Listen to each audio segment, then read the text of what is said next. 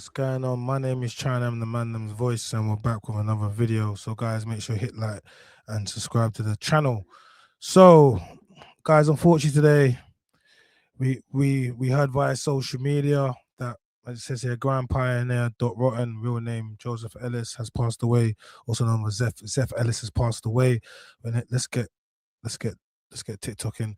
Guys, if you don't know who DOTTEN is, man, DOTTEN, he's a producer, MC,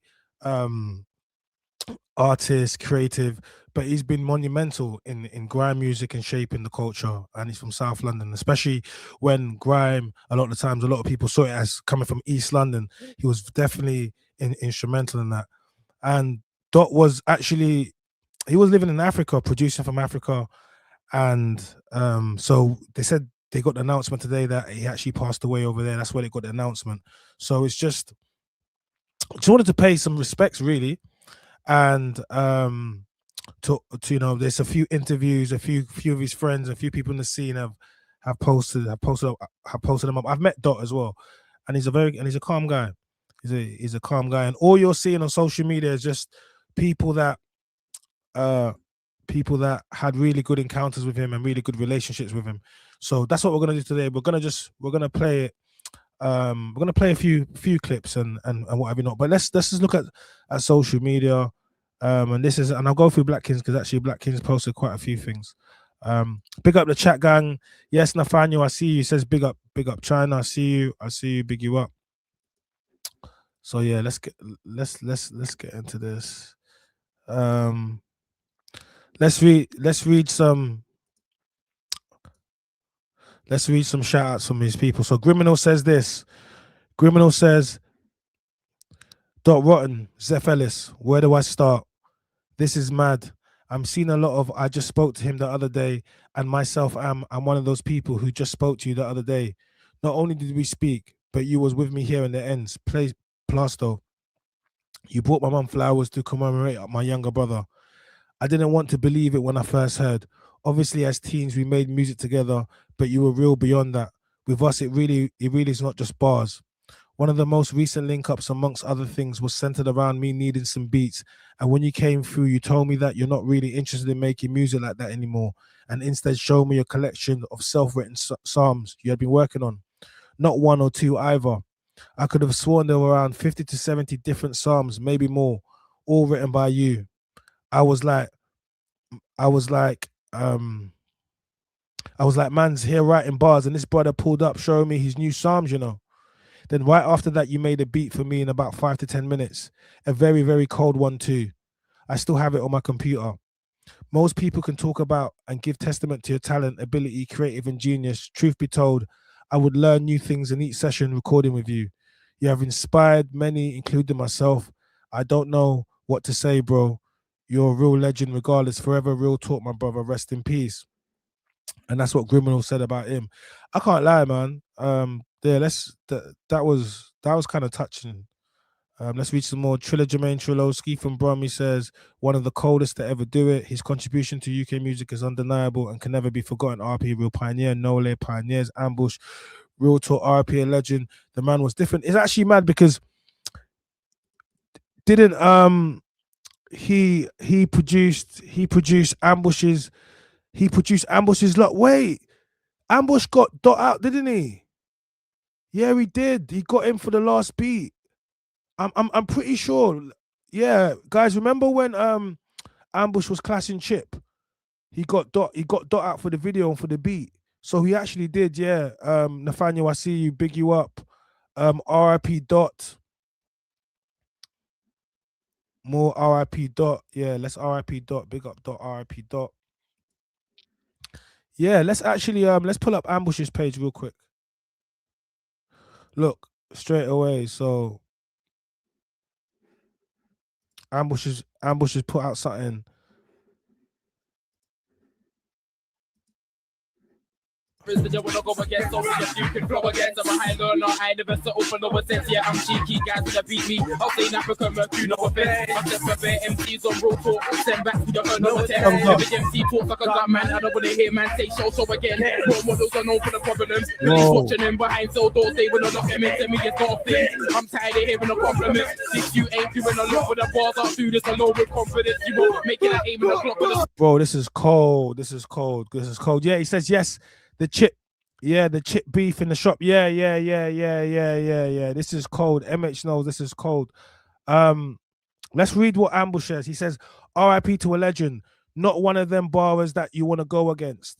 I don't think it's coincidence that I got to connect and work with bro before he died. He's one of the coldest MCs, lyricists and producers, second to none, really. Yeah, guys, so remember, that's what we was literally just talking about. So Ambush is saying, yeah, he got to work with him before he passed away. And we were literally just saying that now. Look, yes, on the chip beef in the shop. Yeah. So we literally just saying that now, and Bush is recognizing that he was probably one of the last people to work with him or commercial release, whatever, with him since he passed away, because that was recently. So yeah, it's exactly what we said. Bush recognizes it as well. So the thing about legends is they never die. I used to bang this set out when I was a youth on repeat, specifically Dot Spit. Like you ain't heard many people mash up a set better than this. There's few other classics that word for word with Dot, man, true artist and purist in this music thing, genuine soul as well. I hope and pray he's in heaven. I hope all them industry man who done him dirty didn't pay him for beats, chose still bangle side over his. I hope his spirit haunts you to the day you... Oh, okay. You know what? I'm just being reminded. Actually, Dot had a lot of issues, man, in the industry. A lot of issues, and obviously we don't have to focus on that when the man's not here. But it's just the flowers are gonna come. But he had a lot of frustrations, and everyone saw it. He had a lot of frustrations with what people saying, like things not being paid on time, or people not valuing his work. He moved up to Africa producing, and he's one of the best to do it. So, it's one of the best to do it. You know what I'm saying? Like, it's one of the best to do it. So, I'm good. It's one of the best to do it. So yeah, it's sad to think that he passed away, but it's great that everybody's acknowledging him. But why do we wait for people to pass before we give them a flowers and acknowledge them? You know how this thing goes. But they acknowledge him now. So look, they're acknowledging him now. They acknowledge him now. This set blood. Look, everyone agrees. This set is cold. Everyone agrees. This set blood. This set blood. This set is cold. Everyone agrees. Everyone agrees. This set is cold. Let's probably check his story.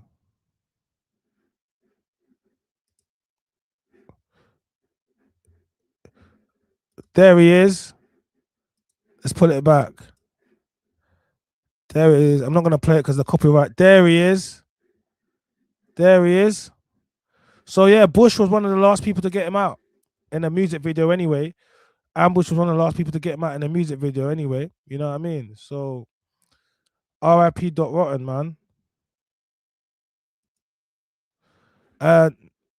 Nathan says, I've always rated .Rotten from the day I met him a couple times in Brixton. Yeah, yeah. That's why everybody rated the fact that he had the beat when Ambush got him out, because everyone knows that Dot's not even in the country like that. So for Ambush to get him out and to get him on the beat, that's definitely saying something. And this is him, man. RIP to one of the greatest in grime. Literally, he's one of the great. He literally is one of the greatest in grime.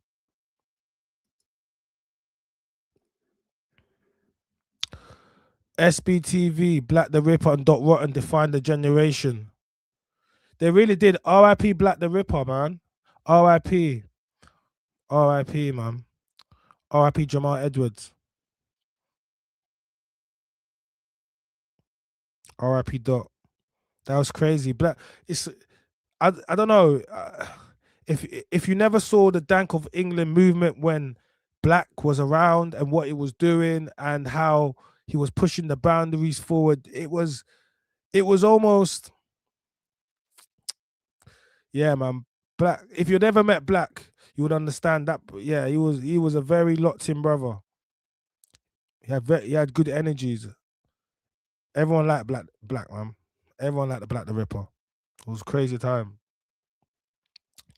Uh, so when they've got these pictures, Black the Ripper, Jamal Edwards, Dot Rotten, all like side by side, it just makes you think about you know the impact that they had and what's left. Because really, that's all we're really left with, isn't it? The things, the impact we do, the relationships that we have. Uh, you know, it's sad. It really is. Anyone know the circumstances of what happened? No. Um, at this stage, it's just been told, reported. So when stuff like I never like to ask what happened because it's always a little bit like, when someone obviously it's not even insensitive to ask what happened because obviously when someone passes, you want to know what happened, like what happened to them, because you know. But no, I haven't. I'm just gonna wait until someone says, "Oh, it's been confirmed." This, but it's not necessarily insensitive to ask what happened because you want to know what happened. Because if someone just passes, all of us want to be like, "Wait, what happened?" But I think at this stage it's just been announced, and then I'll be real. You see, in Africa, I'm gonna just keep it 100. In Africa, when people pass away, yeah, and you're waiting for autopsy or some type of, I'm gonna be honest with you, it's not like the UK, and I'm not sure what countries. I believe he may be in Gambia, but it's not like the UK. I know you're gonna want answers very quickly, but it's not. It's really not like the UK, unfortunately. So, uh, yeah, Africa's just different. It's different, you know. Africa's just different, and even when you look at what happened with with Anthony Joshua, even when you look at what happened with Anthony Joshua, um, and everyone saw the roads, and everyone saw the fact that there was no air ambulance, no road ambulance. People are taking people out of the car. They could be making them worse, and no one can believe, wow, this is Nigeria, or this is whatever, because you're looking at Anthony Joshua, who's worth hundreds of millions, but yet, and you look at all the successful people that come out of Nigeria, whether or not it's individuals or musicians, you see all of them, but in that moment, you see that the money doesn't do anything. If the infrastructure and the country is underdeveloped, then you could be the richest person, but if there's no air ambulance, it doesn't matter all the money you have, you can't call an air ambulance to get you. And I think that's what I'm saying about Africa. So we'll probably have to wait to find out, and it's probably going to be speculation. Hopefully you don't, or they can say whatever it is. But if you're waiting for autopsies and things like that, you just got to remember what Africa's like. um tragic tragic loss, thoughts to his family, just curious as he was healthy in a good place and just dropped the track. Yeah, no, it's not. I don't think it's not rude, it's not disrespectful what you're asking, sorry, what you're saying. I don't think it's rude or disrespectful. I just think that you know it's too, yeah, it's where he is. If this was in the UK, you would have known by, what I mean. I'm not sure how quick it takes, but I know it doesn't take as long. um uh I know it doesn't take as long, you know what I mean, over there. Oh, big up the guy that the lights, you get me. So I'm saying to you, big up, he says tap your screen, let's get this to big you up. I see you, Dory, big you up, show love to our brother. We could wait months for a biopsy. Yeah, particularly, yeah, we could be waiting months for biopsy. We could. And that's the truth of the matter. So yeah, but we'll just carry on showing love to him, and and showing, and this is what I was saying to you. So Ambush is showing love to him, and this is what's pretty much been ringing out the whole time on social media. I'm gonna pull up some. Actually, I think I know who to find. Give me a second. So let's pull up some more people that are being shouting them out.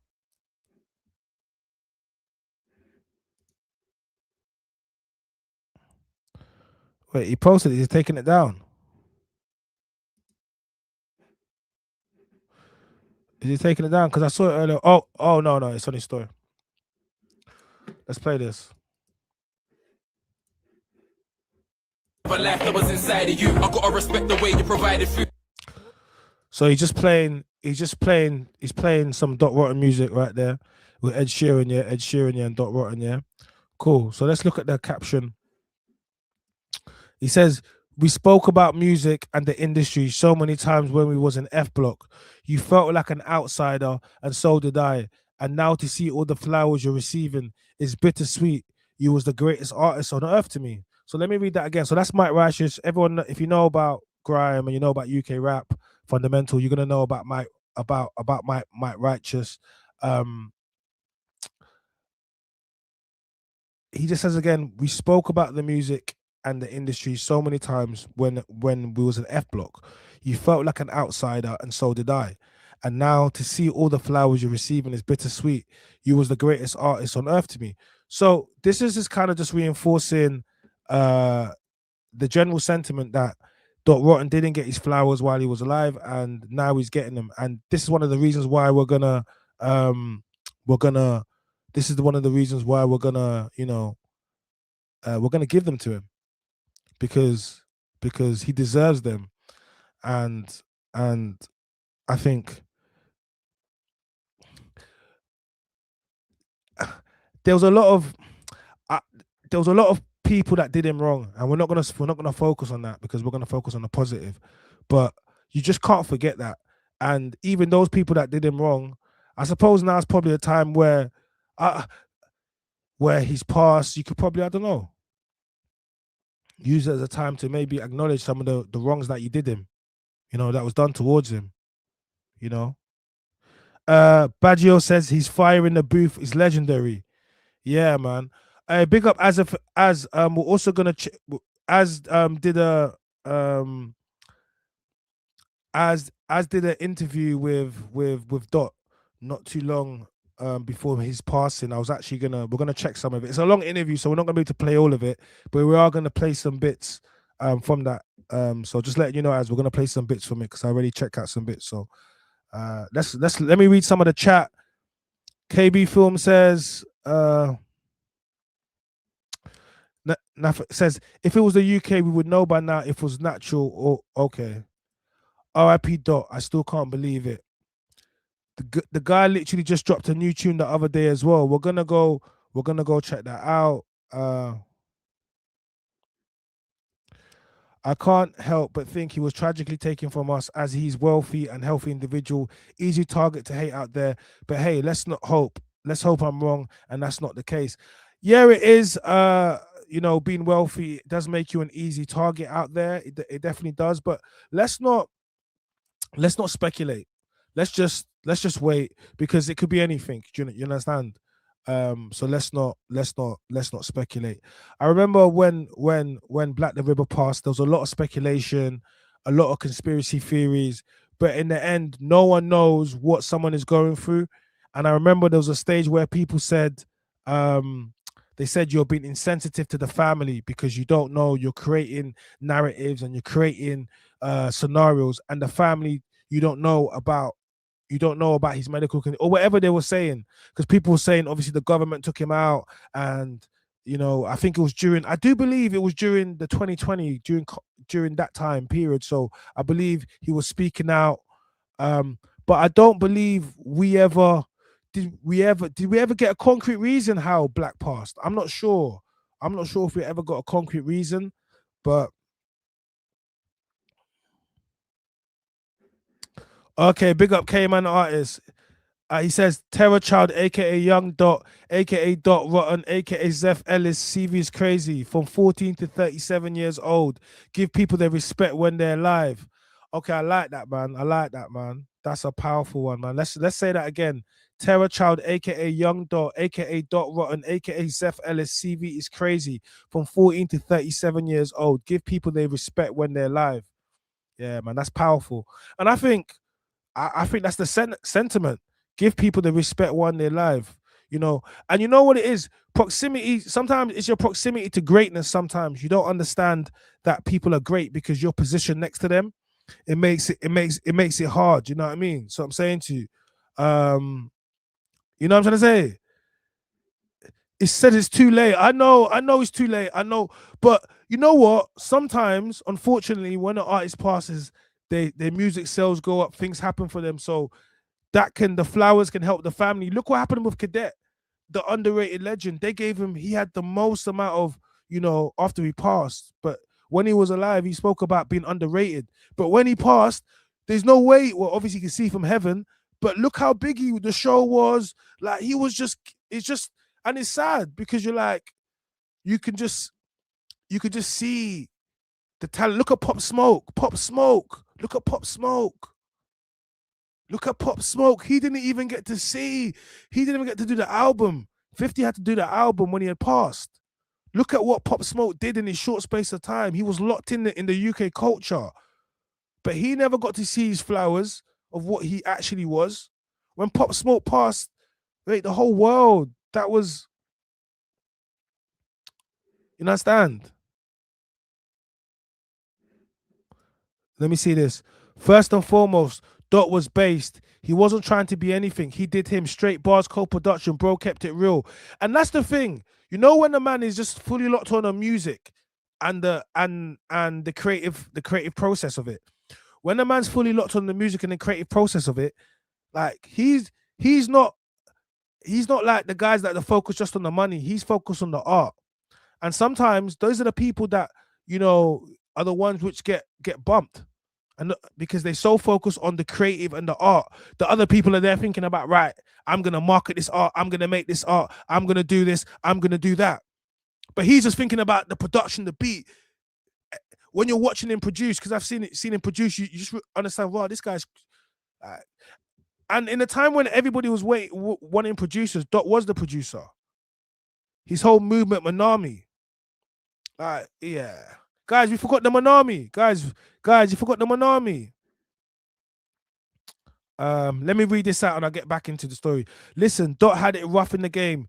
95.5 on top. He tried multiple times to get on NAA, rushed him and bounced back in the biggest way. That was like in 04, 05. Big up Reed Frank giving us some context and some history there. Guys, if you got history, and when I say history, I mean obviously positive stuff and stories, then yeah, man, let us know about experiences with Dot as well. Let us know from the people that have interacted with him, worked with him. Because this is how we give flowers. Other people are going to give flowers on other platforms and what have you not. But this is what we're doing. Because you don't wait for other people to document your scene. And you'll see what they do when they're documenting the scene. I'm going to show you something. All right, let's get back to it. Mike Righteous. Over and Windrush supporting the RJ's old man. Cold double-8, 8 kids, bare bills, plus racist, full of hatred and your own plan. 3 jobs in a day, Brixton laugh at you. Can we not forget that a lot of people in the music industry called Dot Rotten crazy and made him feel out like an outsider, which led to him feeling really isolated and not part of the culture, even though he was a massive part of the culture and one of the biggest influences on the culture, and actually one of the greatest artists that we've seen within the culture when it comes to his actual understanding of music. You lot didn't actually you really slept on that. That was the most underrated artist in the fucking world, you dumb fucks.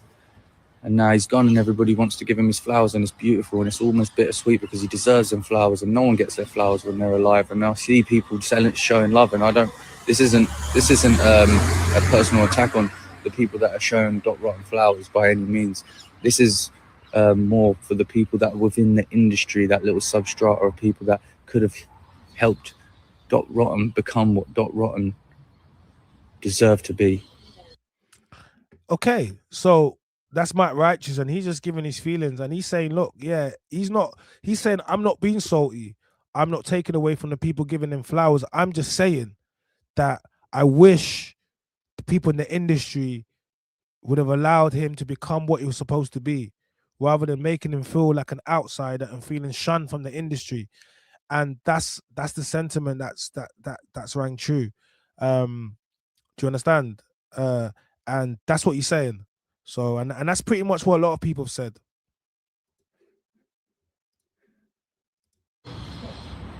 Anyway, he's not here, and I don't want to speak on his behalf, but I just want to show my gratitude for his existence, his life, his music, and his friendship as well. So, big up. And big up everybody showing DOTTEN love today. Come on. I really hope this creates a ripple effect of new people discovering his music, because It will. the power of him and his voice and his message and the stuff, the feeling, it's real, and I think it will help a lot of people. I think it's going to do it. It still has the power to do a lot of good, even with him not here, and that's the power of the legacy of DOTTEN. Rest in peace. The man said, "I hope you can hear what I write to you.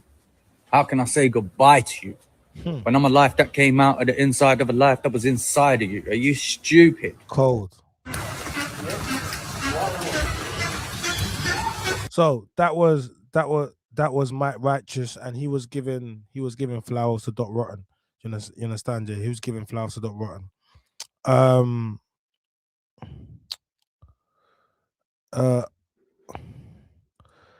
Are still Bangles, how much of his catalogue has DOTTEN all over it? Anyone that knows will tell, hence why him and Bangles fell out. So many took the piss with Dot was too big. So this is basically, there was a stage when Dot was, I know he was working with Still Bangles a lot and doing a lot of the production, and then they fell out, and then he basically said he did a lot of work and he wasn't being credited for it, paid for it, or what have you not. Still Bangles was doing it. But yeah, that was during the time when Still Bangles was doing all of it. You know, like all the Still Bangles was doing everything. Still Bangles, it was literally doing everything. And that's the thing. Like, you guys will think you won't know who the real talent is. You understand? You won't know who the real talent is. So I think it's deep, man. It really is. It really is. It really is. It really is. But we're gonna get into it. We're gonna get into it.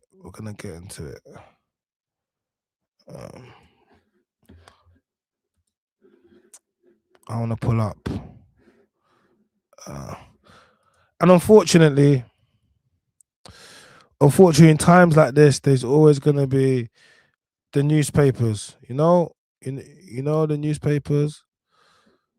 And the newspapers do what the newspapers do. The newspapers do what the newspapers do, unfortunately. So this is Saskilla, Grime MC. Look, unfortunately, here it goes. Rapper DOTTEN, dead, age 37. Tribute pour in as Grime MC who worked with Ed Sheeran passes away. I don't know what picture this is or who. I'm not even sure who this is. I'm not pretty sure who this is, but that's not him. So so this is the Daily Mail, and he's lost his man. Are you effing insane? I'm dealing with the loss of my brother. I'm in the worst place. And you not only disregard his death for clickbait and don't give a F about our brother, DOTTEN, you have put a picture of me and make out to, okay, it's him, and make out to the country that I have passed away. Are you off your Nelly? You racist B-words, you absolute scum. Yo, people, let them know this isn't acceptable. I'm suing. How dare you make my family think I'm... Oh my gosh, this is even worse. Okay, so they have put his picture next to DOTTEN's article. So obviously, when his family have seen this, or people have seen this, they thought he's passed away, and maybe the mistake has been made. So that's crazy. How can the newspapers do that? They know what they're doing.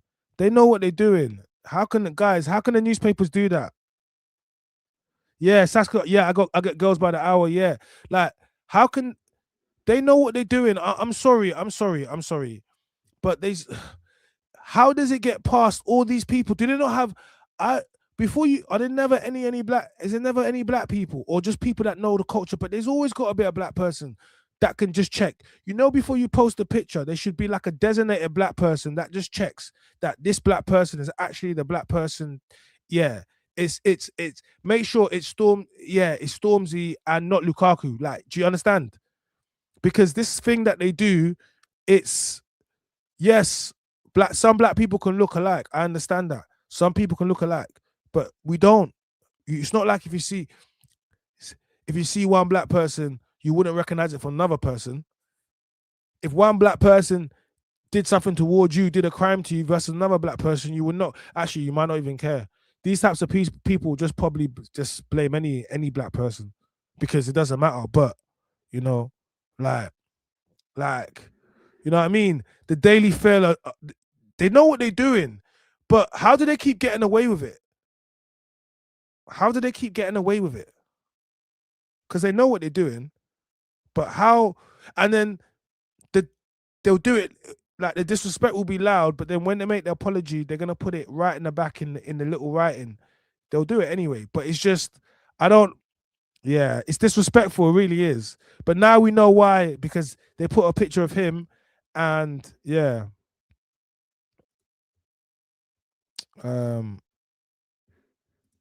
Let's look through his story. He should have some. Let's look through his story. Dear God, it's been a little minute, and I'm not sure if you can hear me, but please. Yeah, man, that was his bro, man. Yep, that was his bro. We lived together, we moved together, we learned together. Like wings, like. I didn't even get to fix our problem. How can you be gone? Oh, they had a. Okay, all right. This is reminding me slightly of the. This reminded me slightly of the. Was it the Digger D scenario with Striker CGM? They kind of fell out. The group, they kind of fell out before he passed away, and they didn't get to squash their issues. Then when he's passed away, they publicly saying whatever we had, it wasn't that deep. We could have fixed it. We could have squashed it.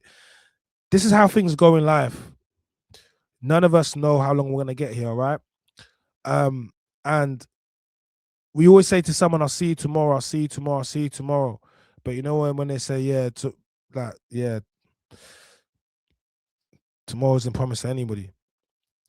So he's now saying, "I wish we fixed our problem." Now, I didn't know they had a problem.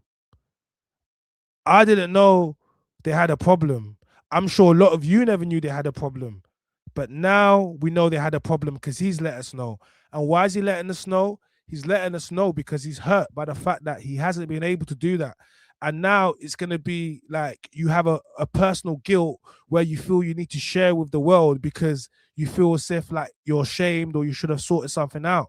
And how many of us, I don't know if you guys have ever lost someone and then you don't get to squash something or you don't know to whatever, and now you're just at a graveside, or now you're just, you know what I mean? Because it's deep.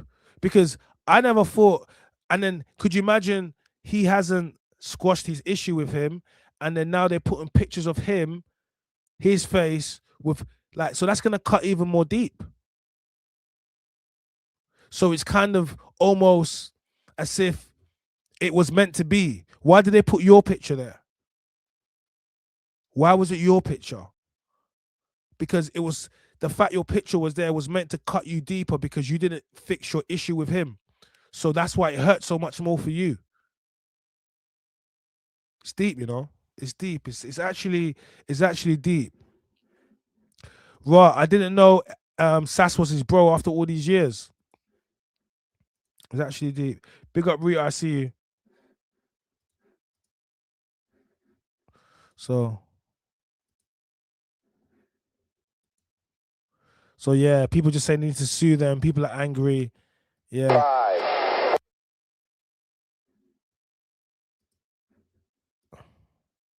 Yeah. Daily Mail, your reporter and yourselves are utter scum. We are mourning a friend, a brother, a loved one, and you go as careless as putting a picture up of my other friend who is still with us, I might add. Sas Killer, not ZEPH.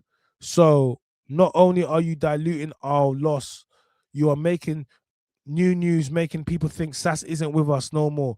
I repeat. So that's where, so not only are they obviously getting the fact that the wrong image, they're also making other people think that someone else has passed that isn't passed. So someone has passed.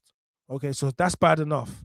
But now other people are thinking this guy has passed because they've seen the picture. You know what people are like? They'll just think, oh, they got the wrong name. And they'll see your picture, and then that's what they're gonna see. Passed. They're not gonna even read the caption. So that's what they're saying. And I think, yeah, I think that's kind of messed up, man. To get me, man. That's kind of messed up, man. Seriously, like honestly, yeah, that's messed up, man. Like, I'm gonna pull up some more. What we're also gonna do is, hold on, let me go to Az. Hold on.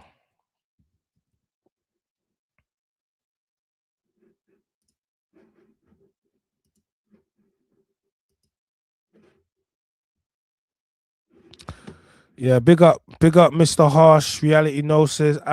This is his page. Go check him out. And he drops Dot Rotten's. Look, We've got Dot Rotten's last ever interview. So this is okay.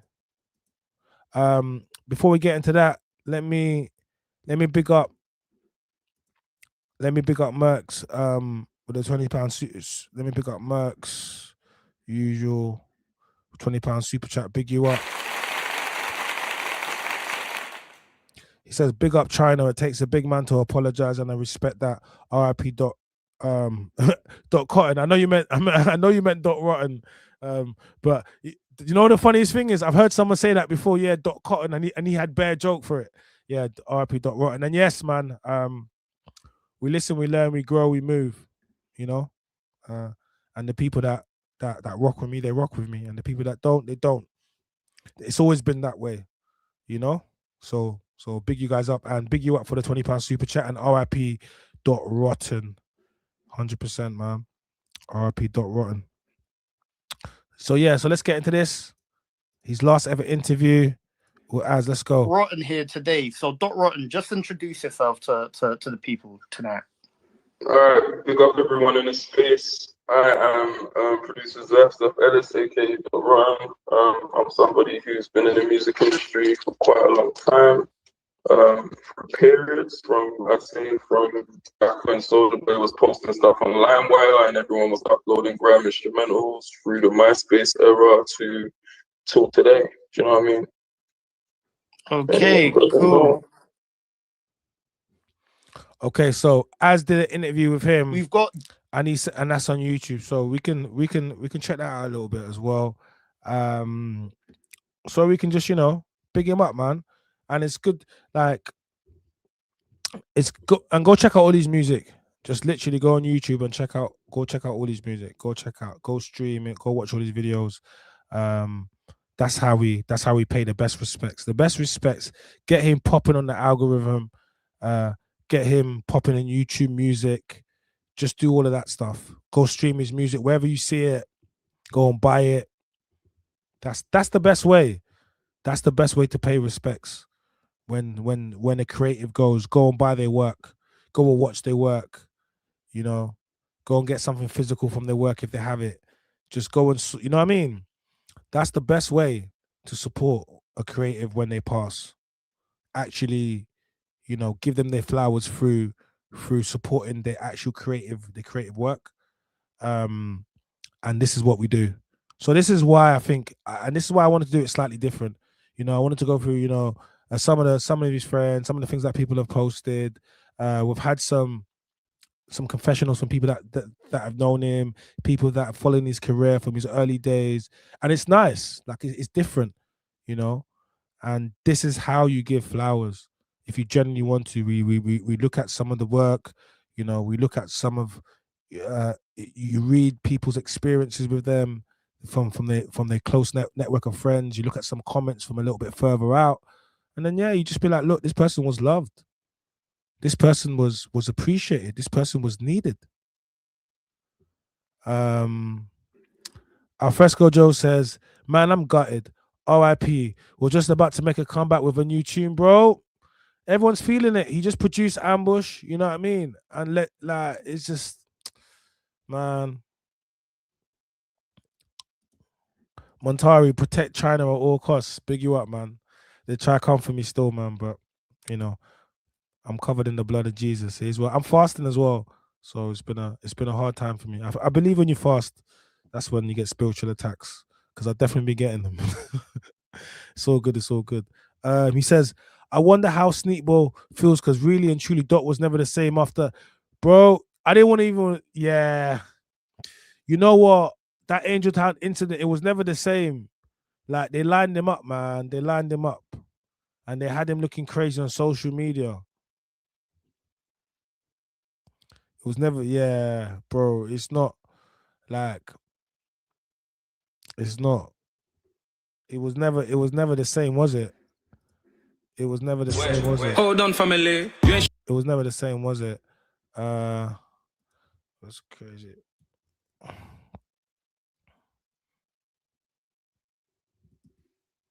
It was never the same. So let's look at this. Crazy Titch. Dear God, it's been a little. So he says, whatever Grime MC don't post RIP.rotten today, please unfollow me. Rest in power.rotten. Grime, we lost one of our own. Now, I don't know if that's an indirect at Chip, because him and Chip were having their issues before he passed. Dot Rotten, he said that Chip owed him money for the Legend beat. They had disagreement with it. It got taken down from YouTube over copyright dispute. Chip said Chip had the beat remade. So I don't know. Is Chip gonna say? Does he have to say RIP? I want to ask you guys something. Does he have to say RIP? If someone, because if that's 50 Cent, 50's not saying RIP. To like, you saw how it was when Irv got you passed. You saw how 50. You saw the energy 50 was on. So I want to ask you guys, if you had beef with someone or lyrical, whatever issues with someone, it has to be more than lyrical, because lyrical is just, that's part of the sport. But should you now have to say RIP or post him up if in life you had beef? Because that's what they're saying. That's what Titch is saying right now. So, but I think it's just out of respect.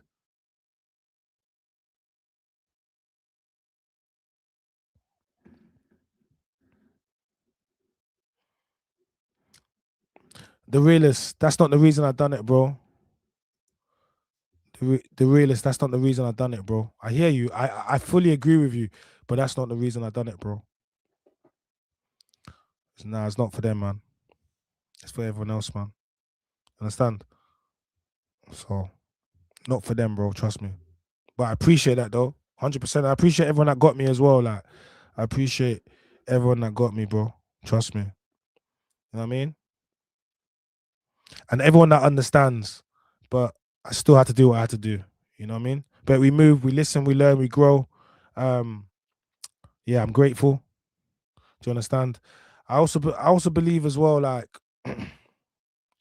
I don't know, man. You learn, like, I'm very passionate. I really care, innit? My mom said to me this. She said to me, son, why do you care so much? And I said, Mom, I don't know, man. I wish I didn't. But I was like, someone has to. I wish I didn't care. It would be so much easier if I didn't care, because then I would do what majority of people don't do, and they don't speak about any of the things we speak about or do whatever. And because I care and I'm passionate and I fight, I'm willing to fight and talk about issues. I find myself here. In regards to other things, we all make mistakes. We all say things out of anger, especially when we're in an argument or back and forth or cussing match or whatever. But at the same time, when you love a community and you love your people, them, you also have to understand if you hurt them. And it depends if you care. Like if you don't care, then it don't matter. I got bear my brethren that don't care. They won't care. But it depends if you care. And I care. So you have to care that you know what I mean, upset or did certain things. So, and that's really what it is. Like I actually care, man, and I wish I didn't. I wish I didn't, because I can also handle things other ways. And I don't know, man. You just don't want to lose your way, you know? You kind of want to remember why you got into this, why you started doing this, and you just don't want to lose your way. You know, I'm not saying I lost my way, but I might have been doing some things which are counterintuitive to what we need to be doing. So just rock with me in it, and we got this, yeah? Big you up. Appreciate that, man. Guys, let's not speculate. Let's not speculate about Dot. Let's just wait. Like, because when you speculate, I don't know anything. I don't know anything. So let's not speculate on Dot, man. Let's just wait. And then when we know, we'll do a live on it and we'll talk about it. But if we don't know, all we're gonna do, bro, A Million Ways to Die, choose one. That's what we're gonna be playing. And it's just disrespectful. So let's not even do that. But we know he's not here. Let's you know, pay respects to the fact that, you know, he was here and how great he is. And then when we find out more information, then we can address it. But if not, we're just out here speculating, and not one of us know really. You know, we just know that he was found in Africa, and I do believe it was Gambia, because that's where it was. You know. All right, cool. So, all right, let me go and quickly pull this up, guys. Let me go and I don't want to play that. Let me go and pull that back up. Pick up everybody. Bada bing, bada boom, bada bing, bada boom. I want to play this interview because I think this is a really good one. Yeah, he just dropped it as well. Cool. Let's pull this one up. Guys, hit the like button. We're paying our respects to DOTTEN. We have to pay our respects to DOTTEN, man. Let's pull this up, man. Let's pull this up.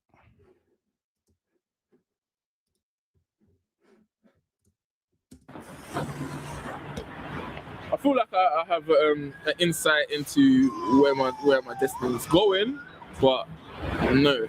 It's one of the things that's been spoken of. Yes, yeah. You don't. I mean, worst comes to worst, you don't want to say something, and then destiny changes it because you said it. Yeah. But yeah, everything happens for a reason, as they say. So now I want to ask you, what's an average week like for you? You know, as an artist now, what's an average week for you? Say.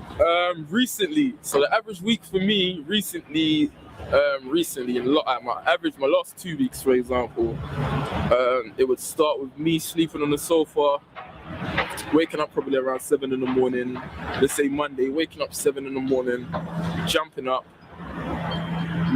taking 5 steps forward, sitting down in like a leather chair, press the space bar, listen to what was recorded yesterday, click off, listen to a bit of more music, to about like 12 o'clock, from 7 to 12 o'clock, analyze what you're gonna do if I haven't recorded. Boom, sit down, have a talk with the TMS lads, continue the day, studio day, continue it, finish the day, maybe go like down around the corner, maybe. Yeah, but that same routine like for like 7 days a week. And that's my average week. I've been sleeping in studios. I haven't been home. Got a bit of clothes there, got my toothbrush, everything. And that's me. When I'm not sleeping in studios, my average week would be maybe a studio session, promo. You still work with a lot of other people. Yeah, just work, huh? You still work with a lot of other Guys, people. Are you hearing what he's saying? He's saying that he just got his toothbrush and he's basically just sleeping in the studios and making his tunes. He's got a couple clothes. He hasn't been home for a week. This is the graft and this is the dedication. Like, how many of you guys are willing to do that for the thing that you love? How many of you guys are willing to sleep on a couch and take a bag of clothes. How many of you guys are willing to do that for whatever it is that you love, your passion? Are you willing to do that? And he's just giving you an insight into what he's had to go and do. I respect it. I respect it. Yeah, in a sense, there's still a lot of artists that I talk to and we still work. There's people who I'm trying to bring in and so on. Would that be with the Manami movement? Yeah, that would be with Manami, but it's not really a bringing. It's more like everyone brings in themselves. So I'm still trying to build a movement. But my average week is based upon work. 99. So Manami was the movement he tried to get, low like creatives, like producers, DJs, singers, acts, rappers, like a whole collective that he was building Manami. I remember. He actually was he was onto something. To get me. So yeah, man. It's crazy. 95% of 90% of my week's based on work. I can't say 95. 90% of my week's based on work. The other 10% is eating, washing, cleaning, and all of that stuff. Everything else is based upon me standing in front of a microphone and pressing space bar, record. And that's my whole. Hey yo, Mark Stevenson, is that your cousin? Well, this your cousin? Is Dot your cousin? Because he says it's man's cousin still. Let's pull this up. Let's pull up this. Let's read this out. I like this one. Hold on. He says, Dot Rotten was one of a kind for sure. I can imagine his credits must be crazy for all the stuff he's made for others and himself. Guys, you know what it is, yeah? Hey, Mark, RIP to your cousin, man. Sorry for your loss, bro. I don't know, Mark, if I don't know if you've got your camera on and you wanted to jump on and pay your respects or shout him out, you can, bro. I can drop you the link if you're willing to be on camera. We will definitely give you the platform if you wanted to shout him out and say RIP to Dot. You know what I mean? So yeah, man, big you up for being in the chat as well, bro. Like we're giving your cousin his flowers right now. And even before you got in here, everyone was talking about basically he's a genius. I think it's well documented. I think it's the general consensus is Dot Rotten is a genius. The late Dot Rotten was a genius. Okay, he says no vid but respect for the life fam. No worries, bro. No vid. I just wanted to see if you wanted the opportunity to kind of just the opportunity to speak on your cousin, but it's no worries, man. Thank you. Appreciate it for being in the chat anyway, man. And RIP Dot. And bro, I appreciate when there's a bit more clarification respectfully on how he passed. If you can update us, like even on IG, just drop me a message, just so that we can report it respectfully. And there's not people running around with random stories about he say, she say about But yeah, RIP to him. I big you up, man. I appreciate you for being in here. So yeah, so let's get back to Dot. That's my week. Musically, it's either I'm going in, or I'm not doing nothing at all. So it's either I'm going in for the next year, or I'm not doing nothing for a year. Yeah. One of the two. So with me, my studio routine, I don't feel pressured at all because I'm putting myself in that space, that time frame, that space. It's like I'm locking myself up in a room, and the only thing I can do now is record. Even if the door's there, in my head that there is no door there, and this is my room, jail cell. Music, that's it, type of thing. So yeah, there's no pressure. I put myself under these routines. It's me, and this is the work ethic that I have to have to get to where I might see myself. So what do you feel is like some of the issues that a lot of, let's say, the young black males are facing today? In terms of the system, because I know you talk a lot about the system in your music. In terms of the system, what do I think? Some of the what do you think? Situations that black males be dealing with today, not having no money, not knowing how to do, not knowing the ins and outs of controlling finance. If we all had a better understanding of money, we could all be further in our lives at this precise moment. But they don't teach you finances in school, so there's a problem. They don't want no one to be rich. Those are things like not having good role models and father figures and people like that. and just not being taught, just not enough knowledge. That's it. Because if you have knowledge of situations, you have knowledge how to deal with situations, arguments, and that. If you're taught them from young, when they come across, you'll be above them. The same way with money. If you're taught about how to spend money from young, you'll be above it. If you don't know how to spend, £5, there's no point in you getting $1 million. Do you understand? You spend $1 million like it's £5. When I'm writing consciously, because I would say I tend to have a mix. Even in conscious, I tend to have a mixture of reckless and conscious. But when I'm writing consciously, it's more about opening up the awareness to certain things. So sometimes there's a subject and I might only touch it with one line purposely, because when you over talk about something, it flies straight over people's heads. Whereas if you might say it once, someone might just catch onto that one line, go on in and then do some research and exactly what you're talking about. It opens up a whole new world of things they weren't really aware of and stuff. So when I'm writing consciously, my aim is to get people who didn't know about certain things to have an understanding of it, and those who already know, for them to know that I have an awareness of it as well, but not to go into it too much, because some things are better left off the record. Yeah, so I try to touch things without touching them, so people see it's been touched, and I'll touch that. But ask me a question about it, I'll get a bit deeper about it, maybe, depending on how intense the subject matter actually is. Yeah. What type of things have you become aware of that you've, just like you're saying, following up on what type of things, have you become aware of that you've, dropped in your music? One of the biggest things that I think most controversial things I spoke about is stuff like I don't know, the higher forces and the system we be in, and who is controlled by it, and what people do, and agendas. And agendas and stuff like that. And away from that, I think I've touched on things like spirituality and human awareness of not just the physical and all stuff. Like, I've gone into loads of different subjects. I try not to touch them, because when you're messing with certain powers, sometimes when you're messing with powers, other things that scientifically can't explain get involved.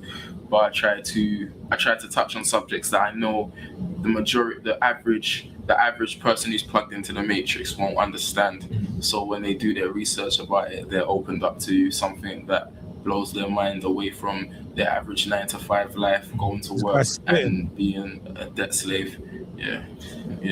And the funny thing is that I believe that money is always the motive. Mm-hmm. So sometimes it doesn't matter what you say if it financially pays off. Yeah. But if you're just saying it off the hilltop, then it's a bit different. It's a bit different. Well, there's loads of artists who have released songs that have hindered their growth in their career, because they're talking about subjects that are so far gone, the powers that be won't want you to talk about it.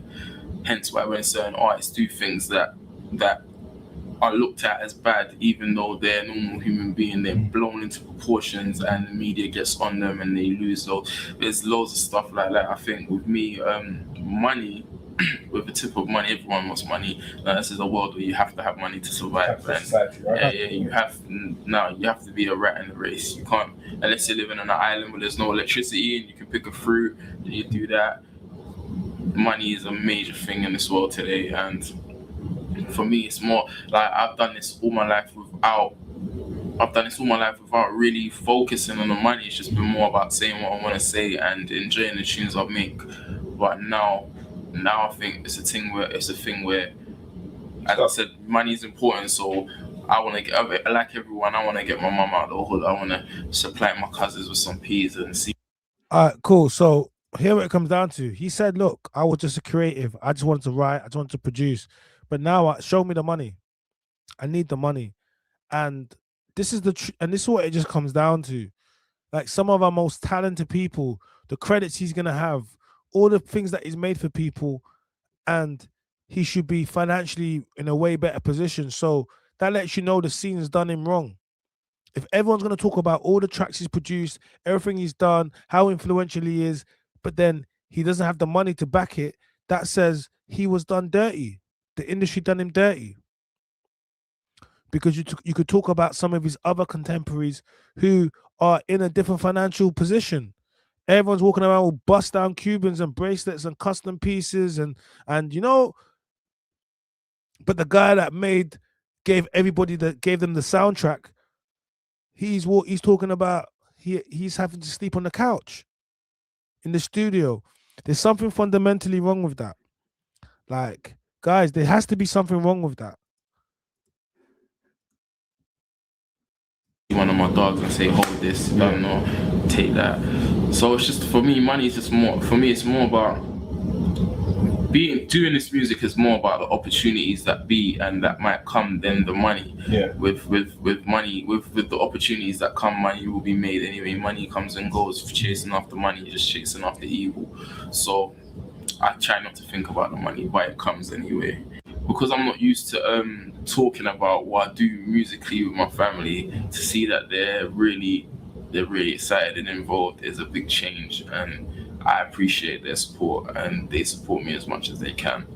And they don't know the ins and outs of everything that's happened. I wasn't around my family for at least about 7 years, from at least about the age of 16, and 16 to all off.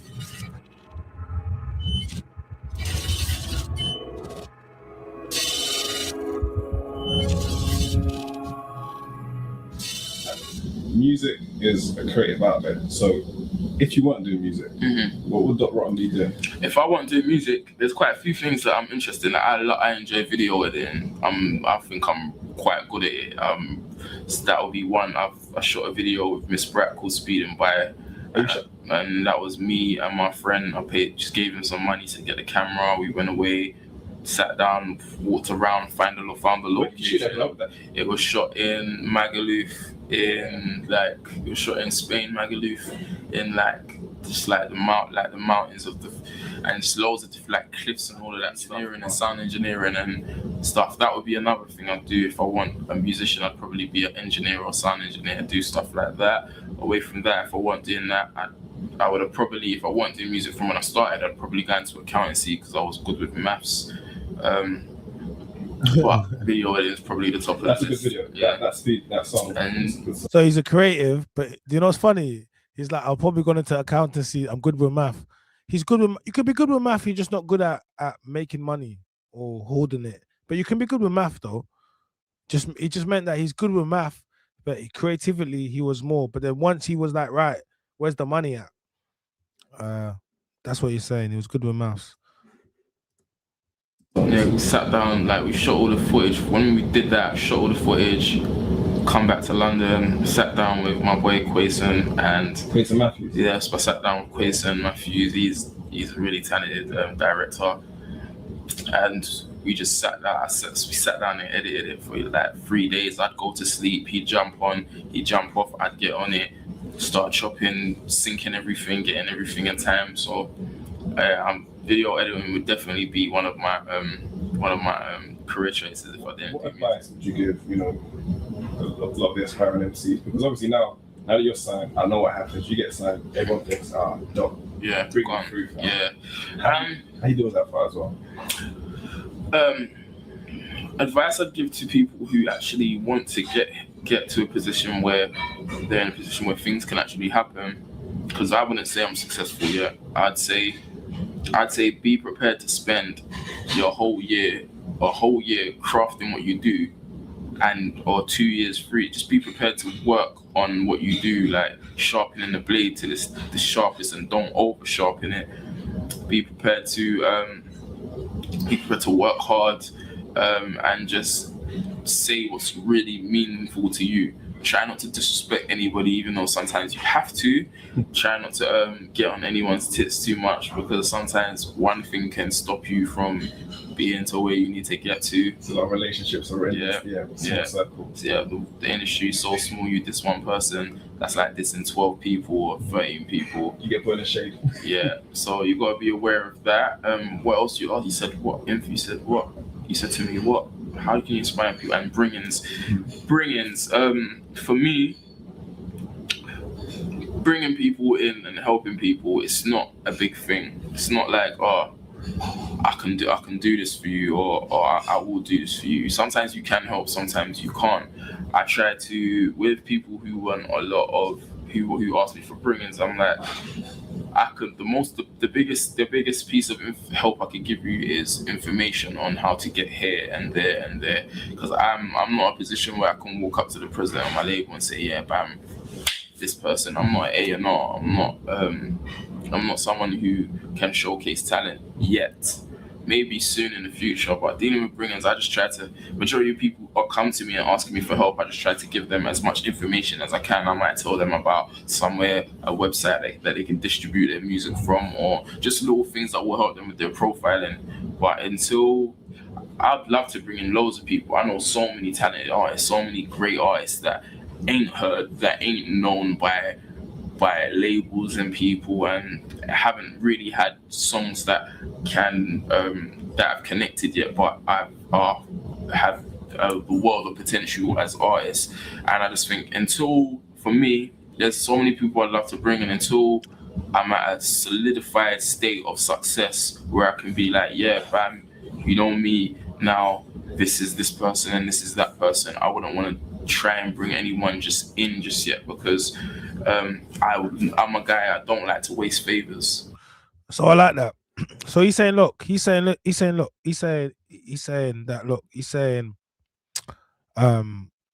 can you, like, would you bring people in and he said I have no problem bringing people in, but he doesn't have the infrastructure right now to bring people in. And he's saying that he knows some of the most talented people, but they just haven't got the major label backing or the mainstream backing. So what he's saying is, what he would do is he would let you know about distribution, certain channels where you could market your music or do it independently.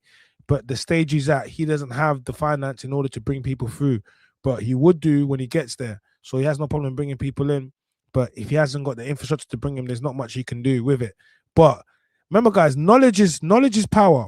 That's why people go to school. Why do you think, if knowledge wasn't important, why do people spend so much money studying? Like, knowledge is, one person knows something, you want to learn it, they charge you for it. And that's really what it is. So knowledge is actually power. And he's giving away free gold. We call that free game. When someone gives that to you, that's what we call free game. And I would like to keep it so when I ask for something, it is, I'd like to keep it so when I ask for something for someone, it's not a problem. Yes, Dot will do it. And when you find yourself asking people for things and wasting favors too early and things go wrong, people tend to not want to do it again. So until you can, for me, with bringings, until I know, right, this artist is amazing, but until I'm at a point of major success, I think I wouldn't want to bring someone in half-heartedly. If I was gonna do something with someone, I'd want to be the coach of the football team and watch them playing and be like, yeah, I played before, so they're doing what they want to do and they're working it correctly and they're getting better at what they do. So until there's a point where I'm like, yeah, she's got number one or he's got number one, I'm making it happen, I'll try and not to promise anyone anything, and just to keep them aware that I do think about you and I know you're working hard, and the moment it's time, it will be time, and I'll try and help you. Until then, I try and give everyone a small platform and then let them do what they got to do. There's a couple artists that I've done that with as well. I know that obviously my name might generate a certain amount of views, so someone who I think is really amazing, I'll be like, ah, cool, I'll just do a hook on a tune for you and bar it. And I've done it with quite a few people, and as I've expected, and people who I've always worked around, they've taken what I've given them and they've worked off of it and it's benefited them. So that's how I work with bringings anyway. It's like help me, you know, you gotta help my big them up, man. It's helping yours. It's not just a midget on the shoulder of the giants. Of course. And with artists, I think what I've done, I'm always like, yeah, we can work, but what do you want? What are you after in the long run? Because at the end of the day, I'm gonna have to continue doing what I'm doing anyway, but I want to make sure that anyone who I work with has the fire and the determination to keep going, regardless of a rubbish show, or regardless if someone, they're getting 1 million, they're getting quarter dislikes on their videos and whatnot. I just try to make sure the people I work for are really fiery, and regardless of what happens, they'll just keep going. So yeah. Nah, guys, listen to him speak, man. This is, you see, they talk about producers and beat makers. He's a producer. Beat makers is someone that sits in their room or wherever it is and makes a beat. Really good. They'll make a sick beat. They might go viral. They might make a hit. They won't be able to do another one, but they'll just do one. Do you get me? Yeah. And then afterward, they might be chasing that same sound forever. He is a producer. He will work with an artist and he will figure out you create the sound and figure out the best way to get the best out of that artist. Even look how he's talking. He's talking about, look, if we work on a single together, cool, we're going to work on this single, but what is your long-term goals? Or what is the things that you're trying to do?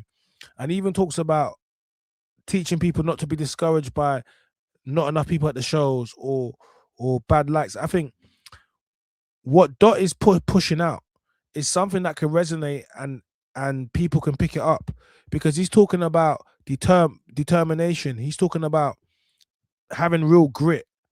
He's talking about sleeping on the couch. He's talking about, you know, that real hunger. I want to help, but I haven't got the infrastructure.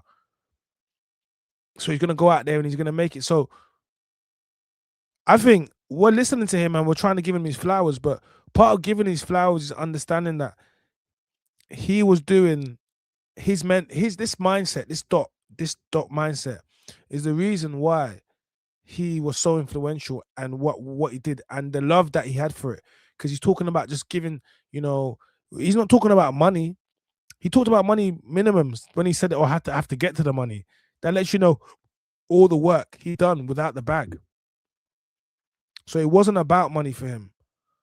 You know, some of the best creatives, not about money, but people will know how to make money off the people that don't care about money. Closing so we don't waste too much time. Yeah.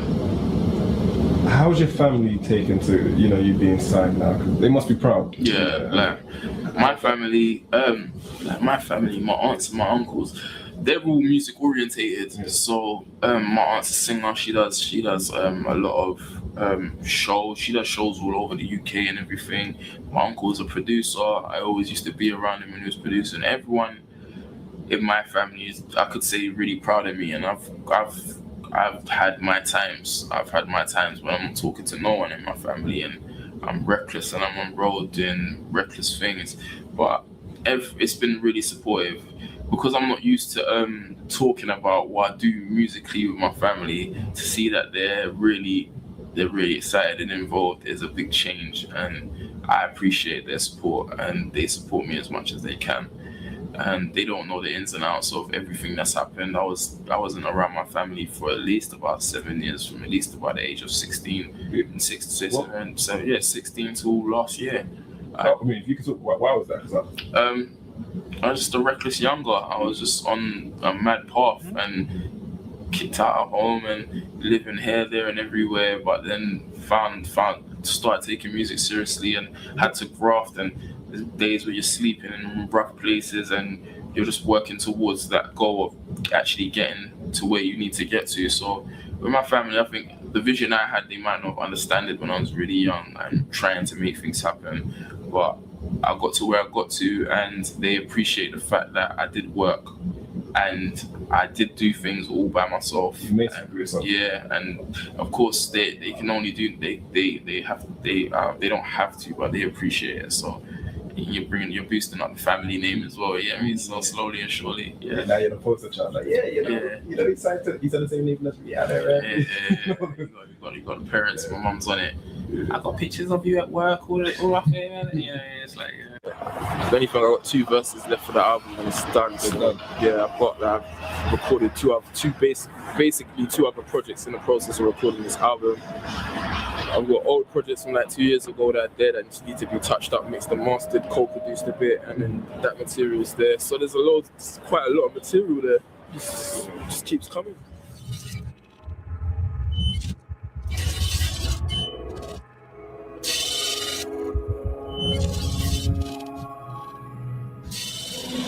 DOTTEN Part 2. AD. What's up, bro? Hello, sir. Actually, where are we, man? Like, for those who don't know. Right, last time we was inside the building. This time we are on top of the Universal Records building. This is like the smoking area. So if you see me with smoke coming out of my mouth, it don't look like condensation. You know what it is. Sorry about my breezy today. I look like I just done a bank robbery, but I haven't. I swear. So now we know what we're here. New single. Are You Not Entertained? Now before we were talking, and I was thinking that song was the beat. I was told that the song was made 2 years ago. Yep. And I thought the beat was as well. But then you corrected me when we were. You thought the beat was made more recently? Yeah, I thought it was like, you know, to give it that kind of like, you know, it's got that new feel. Yeah, that new type of No, this wasn't even like that. Oh, You Not Entertained was produced, I think, longer than 2 years ago. I think the beat's even older than that, to be fair. The beat's probably about three something, maybe 4 years old. But I wrote the song like 2.5 years ago. We was meant to release it last year, February. That didn't come, and obviously it came out this year. So it's doing really well. Everyone seems to enjoy it. Thanks to all supporters and fans for following and just being a part of the movement. I appreciate it more than people might realize. I appreciate it so much that sometimes I can't believe it. But it is what it is. Thank you very much. Now in the video, you're more animated, like you're fiery. Do you know what I mean? Yep.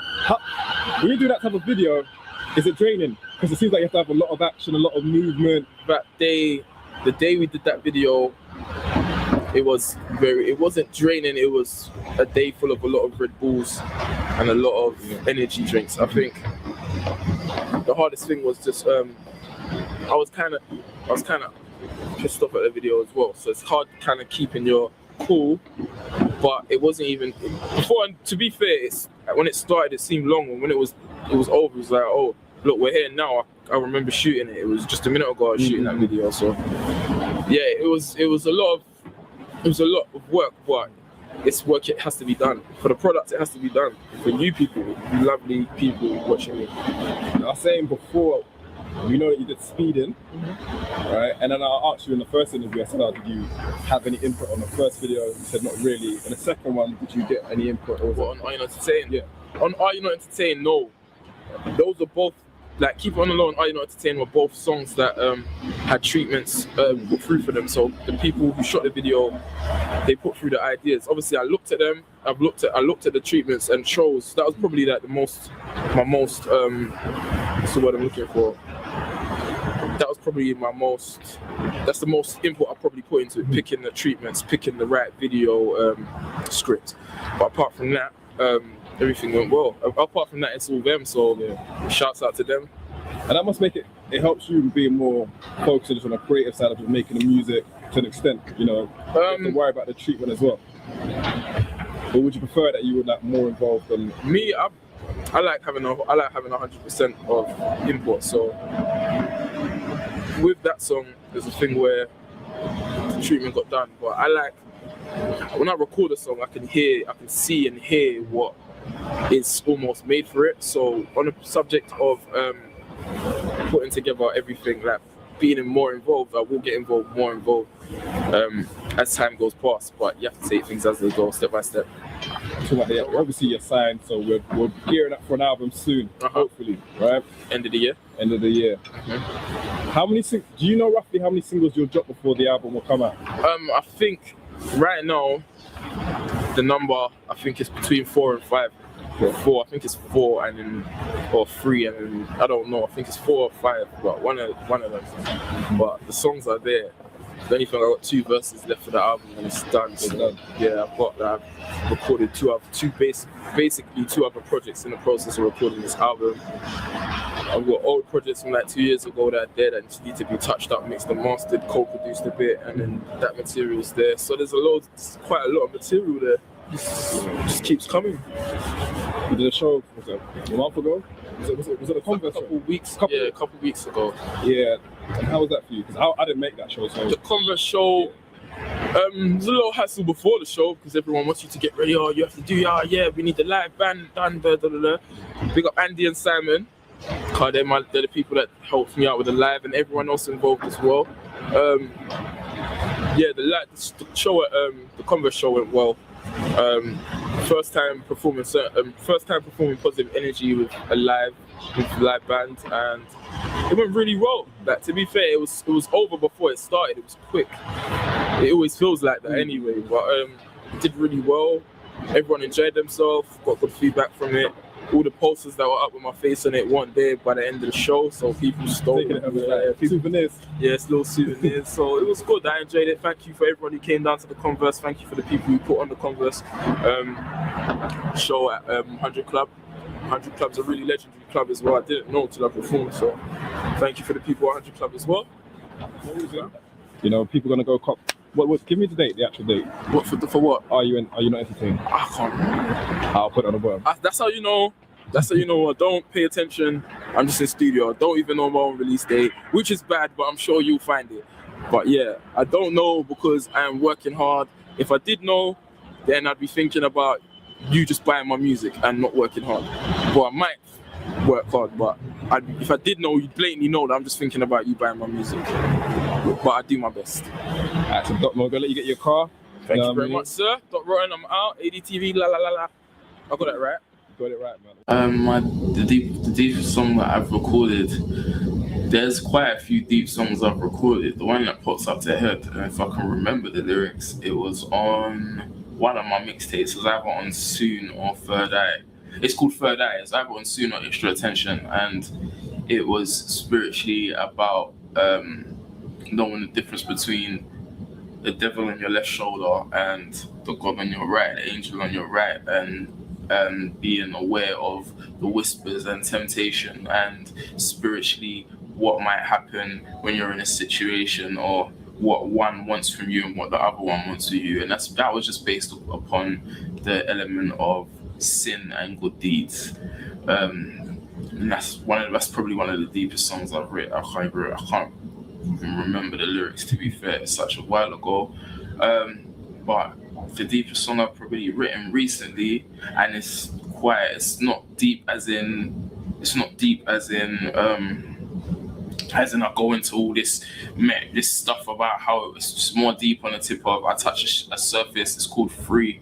It'll probably be like my fourth single or something, but it touches the surface of everyone being trapped and enslaved, and it's just now modern day slavery and being judged and looked upon in a certain way with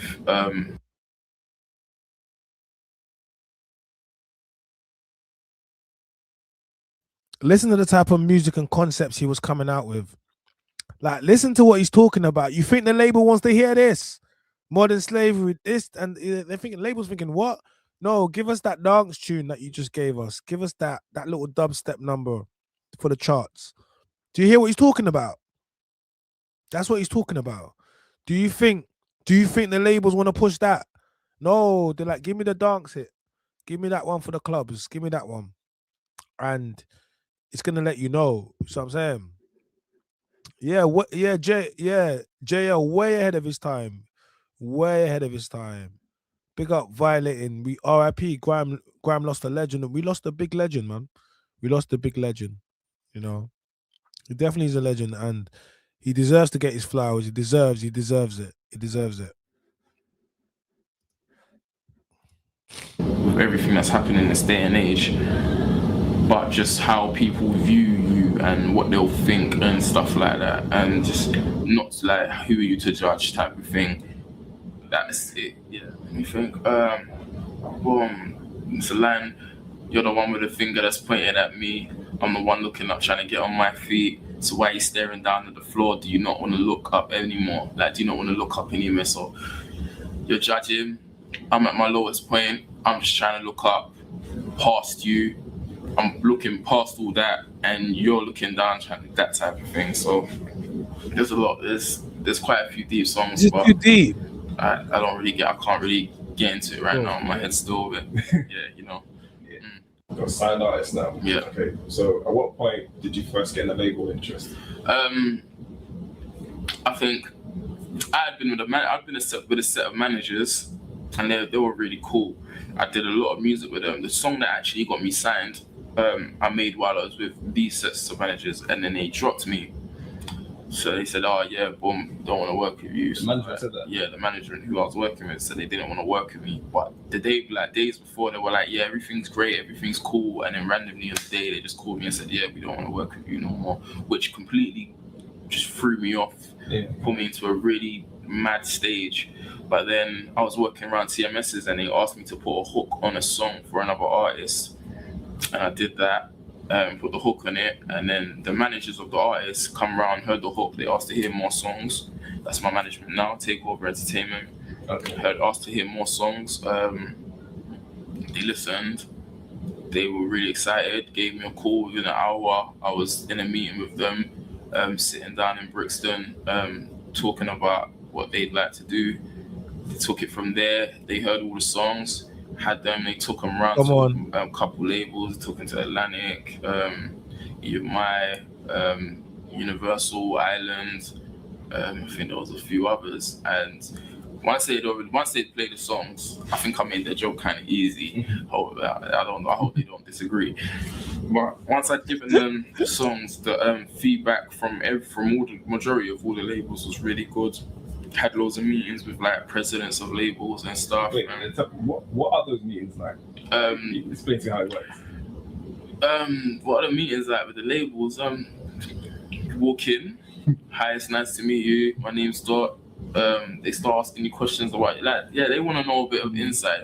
Obviously, like everyone needs a story, and I've got a major. So I try not to touch on it sometimes, but I need to get more into it. But with the labels, it's more like just like generally meeting someone and talking to them for a little while, then getting an insight to who you are, what you do, and then they'll say to you, well, it's one thing I got told in every meeting. It's like, look, we think your music's great, but at the end, be all and end all, it's about selling records and numbers. That's all it really matters. So once you've got into this stage of the music game, I think you just have to be prepared to shut up, listen, and not do what you're told, but do what's best for your career. And yeah, working with these labels, I think you just have to be ready to have no days off.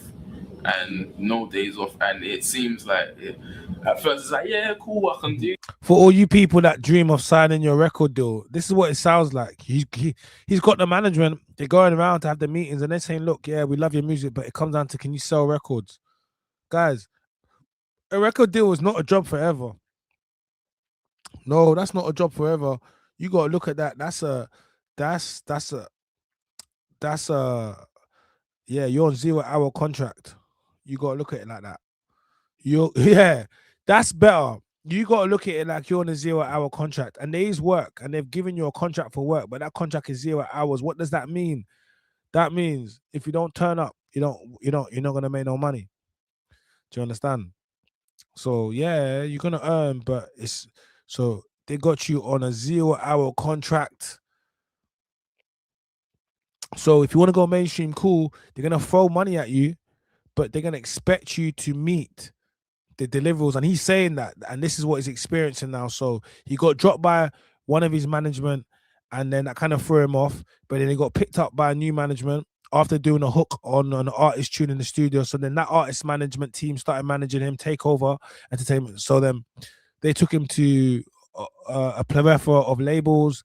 And then now the labels are saying, look, can you sell records? And that's our major concern. So I think, yeah, for all the people, you're getting a little insight into it. And this is not a recent interview. This is a while back. I can do that. But when you're in a van for 8 hours a day touring, you go sleep, you got a next show the next day, or then your day off, you're like, yeah, I just want to be in studio today. I just want to chill with the man there more, just jam. You've got an interview today, or you've got this today, you've got that today. You realize that this is ongoing. It's not going to stop. The bigger you get, the more work it's going to be. More pressure, I just think you just have to be prepared to say, all right, this is life now. I can't change. I can't imagine how for people like Rihanna and all these people with. So he's talking about how his life has changed. So this is when he signed his first deal, and he's just talking about, and this is what happens when you're signed to a major. So you're signed to a major record, you signed your major deal now. They're producing your album. You're trying to produce your album. So they're gonna throw money at you, but an advance, but it's only an advance against recoupable earnings. So the money they give you is not free money. It's just an advance on the earnings that you need to bring back.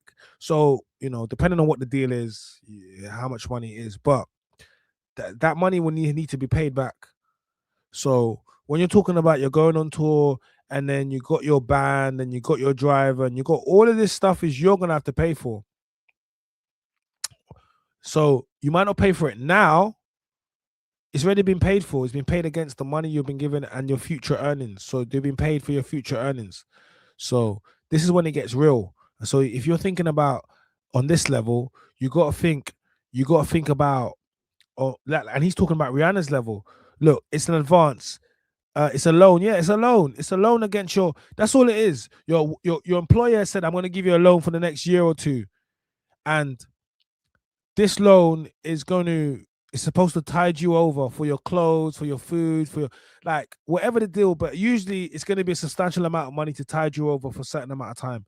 But depending on what type of artist you are, depends what you do with that money. You know, some men are going to go buy bare drip, bare jewelry. It depends, because it depends what type of artist you are. You might be an artist that is actually part of your it's basically just who you are, innit? It comes in territory with being a rapper for some rappers. So you might need to go and get that. So I suppose that's it's tax deductible. I get it. But essentially what we're saying is you may need to. So you end up splashing. Then, you know, you got to get new clothes because you got to do interviews, you got to do shows. I don't know what type of guy you are. Are you going to be going to Zara? Are you going to be going to Louis? It depends. Rappers, you get me? Depends what type of person you are. So you're gonna go and do this. So then, you know, what about, like, you probably want to get yourself somewhere to live now. I don't know if you've got enough money to buy somewhere. So you might just slap down,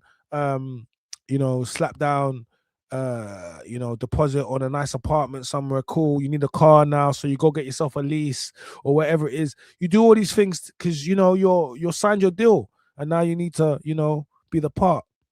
But you still haven't earned a penny yet. You've done all of this and you still haven't earned a penny. Now you're giving some money to your mom, to your family, because you know you signed your deal. You want to help your mom out. So you're giving your mom some money to your family. You forgot about all the man them that be supporting you, that be rocking with you for the longest time. Like, now you're on, you might need to, like, bust the man them some money as well, because they're going to be following you up and down. Like, you're going to be by yourself. So it's real life. It's real life. Nothing in life is free. You're best off being an independent artist. Doc could have just made money off his beats. That's what he was doing later. Yeah, but he had to get to that level, and he wasn't at that level yet. This is the early level, you know, where he's sleeping on couch. He has to get to that level. So by signing this deal, we'll put money in his pocket, able to get royalties, get shows, get some live shows, and get some money in his pocket. So this is why he did it. Because they're still human, they're still normal people, but they have to live up to a certain hype, and you just have to be prepared to just work and take it how it is, I guess. Yeah. But does that affect your creation process sometimes? Because you always yeah, when you it's weird, because when you're working this hard creatively, because you're working on other parts, you're not mastering the craft that you would do. You're not in the studio as much and things, and sometimes it does kind of take the fun out of it, because when you sometimes just want to vocal a beat because the beat is sick, raw, this beat, I got an idea for this, but then sometimes musically, sometimes due to all the work you're doing, the creativeness just isn't there, and it's a stressful process it's also a stressful process if you're an artist who's always getting told, yeah, it's great, it's good, because yes, people ain't the people you want to hear. Sometimes you want to hear, nah, shit, it's sorry, yeah, but you know, sometimes you just want to hear shit, it's swag, because losing, sometimes you win more than winning. So I think it's just something that happens naturally. All artists go through it. I've been told all artists go through a stage when they're just like, no, it's not good enough, I hate my music, and sometimes you make songs and everyone loves it and you completely despise it. But and that's it, that usually is your single. Yeah, and I've got quite a few songs like that where everyone's like, no, it's amazing, it sounds like something that you too would have come up with, or something. I'm just like, oh, thank you, but and you're like, I'm not really feeling it. I'm not gonna sing this song in front of 1,000, you know what I mean? But yeah, it comes and goes. You tend to deal with it when it's there.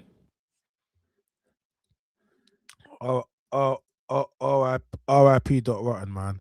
So yeah, man, that was DOTTEN. Speaking with Amari Don TV, big him up as well for that great interview. It was also a flashback to his early interview with him, and it was a re-upload. So, you know, it's kind of deep, and it brings it just back home as well. These are our Mount Rushmore. You know, these are our Biggies and Tupacs. When I say this, is because these are our greats. You know, there's always like Americans and people that we, you know, that obviously when they pass away, they mean so much to us. But these are ours. Do you understand? These are ours, and if we don't honor them, and if we don't let them know, yeah, you're just as influential as Biggie and Tupac. It might not seem that way, but it won't be, because why do we care about Biggie and Tupac in the UK? Apart from the music they put out, yes, but also because they made us care. Because they cared so much that they made us care about something which doesn't have anything to do with us whatsoever. See, proximity makes you forget greatness, or makes you not see greatness. That's what happens in the UK. Proximity. And the UK, when I say the UK is bad vibes, because everybody feels like they can do it, and everybody's hating on everybody else, and everybody's trying to wait for your downfall. And this is what they did. And this is what they did to Dot.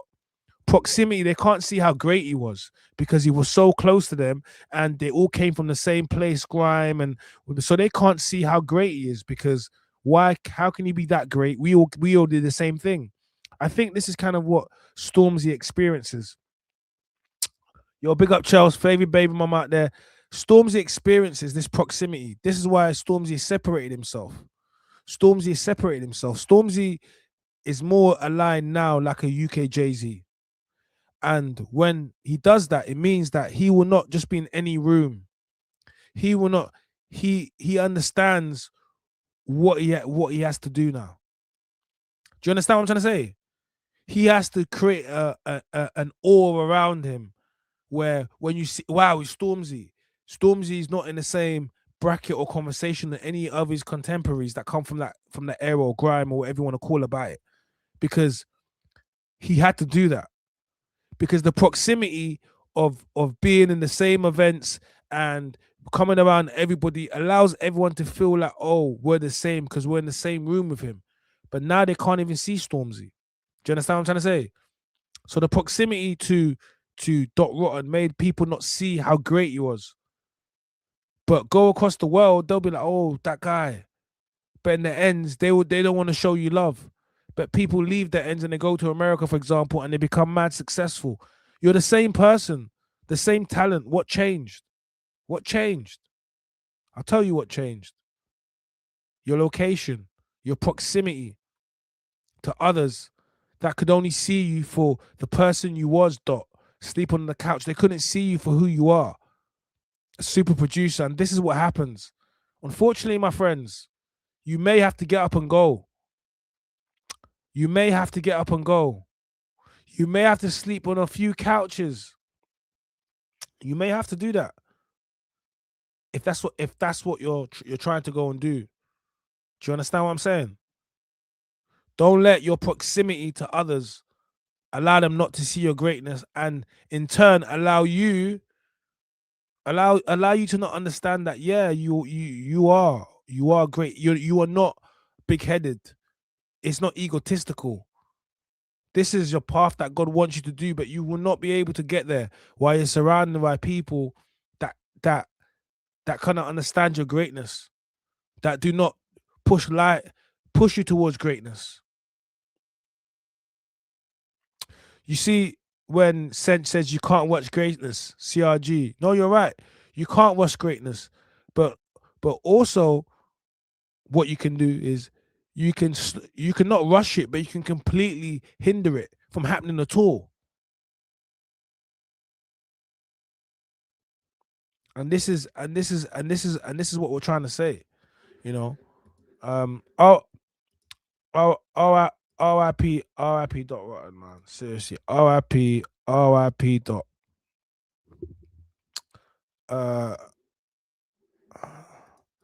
This is Dot. This is his Instagram page. He's had so many different Instagram pages, but Let's look. So yeah, so this is an Instagram page. So this is recently 23rd of February. So this is not too long ago. Joseph Ellis Wave. I eagerly anticipate the unveiling of this visual composition, a body of work crafted with intention and precision. It is my sincere hope that all who encounter it will not only observe but feel and find within it a message that resonates and unites. The forthcoming piece entitled Psalms to Praise shall be arriving soon. Listen to how he's talking. I eagerly anticipate the unveiling of this visual composition, body of work, crafted with intention and precision. It is my sincere hope that all who will encounter it will not only observe it, but feel and find within it a message that resonates in you. This feels like luxury. Like this is like luxury. Whatever he was producing was about to be luxury.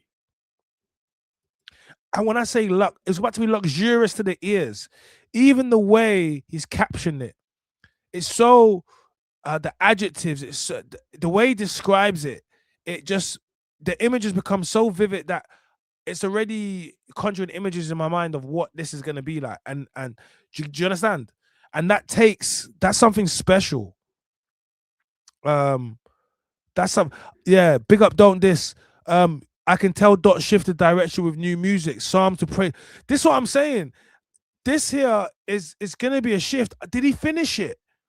But did he finish? Oh, this is gonna be a mad one, because even just how he's describing it, it sounds from Psalms to Praise. Could you imagine what's in Dot Rotten's PC right now? Whatever it is, his files, his hard drive, on his Mac. Could you imagine Could you imagine what's on his computer? You're talking. This is like, it's like finding Kanye's laptop that someone stole. Do you understand what I'm trying to say? Could you imagine what type of beats he has there, finished and unfinished? Nah. So Psalms to Praise is fire. This is, yeah. I'm feeling that. Let's look at it. Who's British? Who's British? Who's Accents is so loud. Who's British? I'm quietly there with you in your special DNA. Praise, just be you, and don't go search for praise, cause you're already destined for the praise. Look inside, you'll be amazed. You can heal a soul and bless him with your praise. Special dinner is your DNA. We going up again. Yeah, dreams are rolling notepads, now they're flying like paper planes. Running through the levels, coin collecting like Sega games. Been hiding tricks but making magic show up like David Blaine. Talking chains, they ain't that time, they know I ain't. Oh man, guys, come on. Did I not give you a chill up your spine? It gave me a chill up my spine. This evening, this was a week ago, the hour of 7 post meridian. Let it be formally known and duly observed that at the appointed hour of 7 o'clock p.m., the visual and musical work entitled Psalms for Praise by Who's British featuring Dot Rotten shall be publicly unveiled and made available for viewing upon an official YouTube. This just sounds like it just sounds like art. It sounds like art. It sounds like art. This sounds like pure art. Guys, sorry, I have to say that again. Like, are you hearing what I'm saying? Like, Joseph Ellis Wave this evening at the hour of 7 post meridian. Post meridian, are you hearing how he's talking? Let it be formally known and duly observed that at the appointed hour of 7 o'clock p.m., the visual and musical work entitled Psalms for Praise by Who's British featuring Dot Rotten shall be publicly unveiled and made available for viewing upon official YouTube channel. All supporters, affiliates, and members of the public are hereby summoned to bear witness to the presentation upon its release. Your attendance and presence and engagement shall stand as testament to the continued elevation of art, word, and sound. I'm sorry, but for me, just the description of that, I already, like, you know when they say you salivate, like you gets your mouth going, you just want to just, like, wow, what is this? Like, that's the feeling it gives me. Honestly. That's the feeling she give me, man. Like, you know, it's a music video dropped a few days ago, but the album we will never know. That's crazy, because the album we will never know. Do you know what it is? The album we will never know. This is mad. I bet the album will never know. Oh,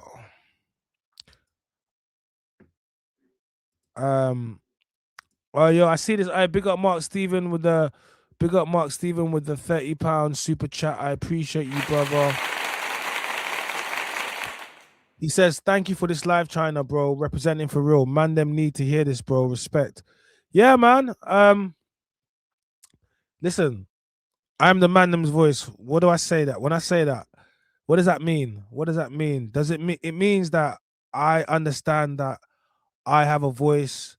I speak on behalf of a lot of man them. What does that mean? Does it mean that every single man agrees with me? No.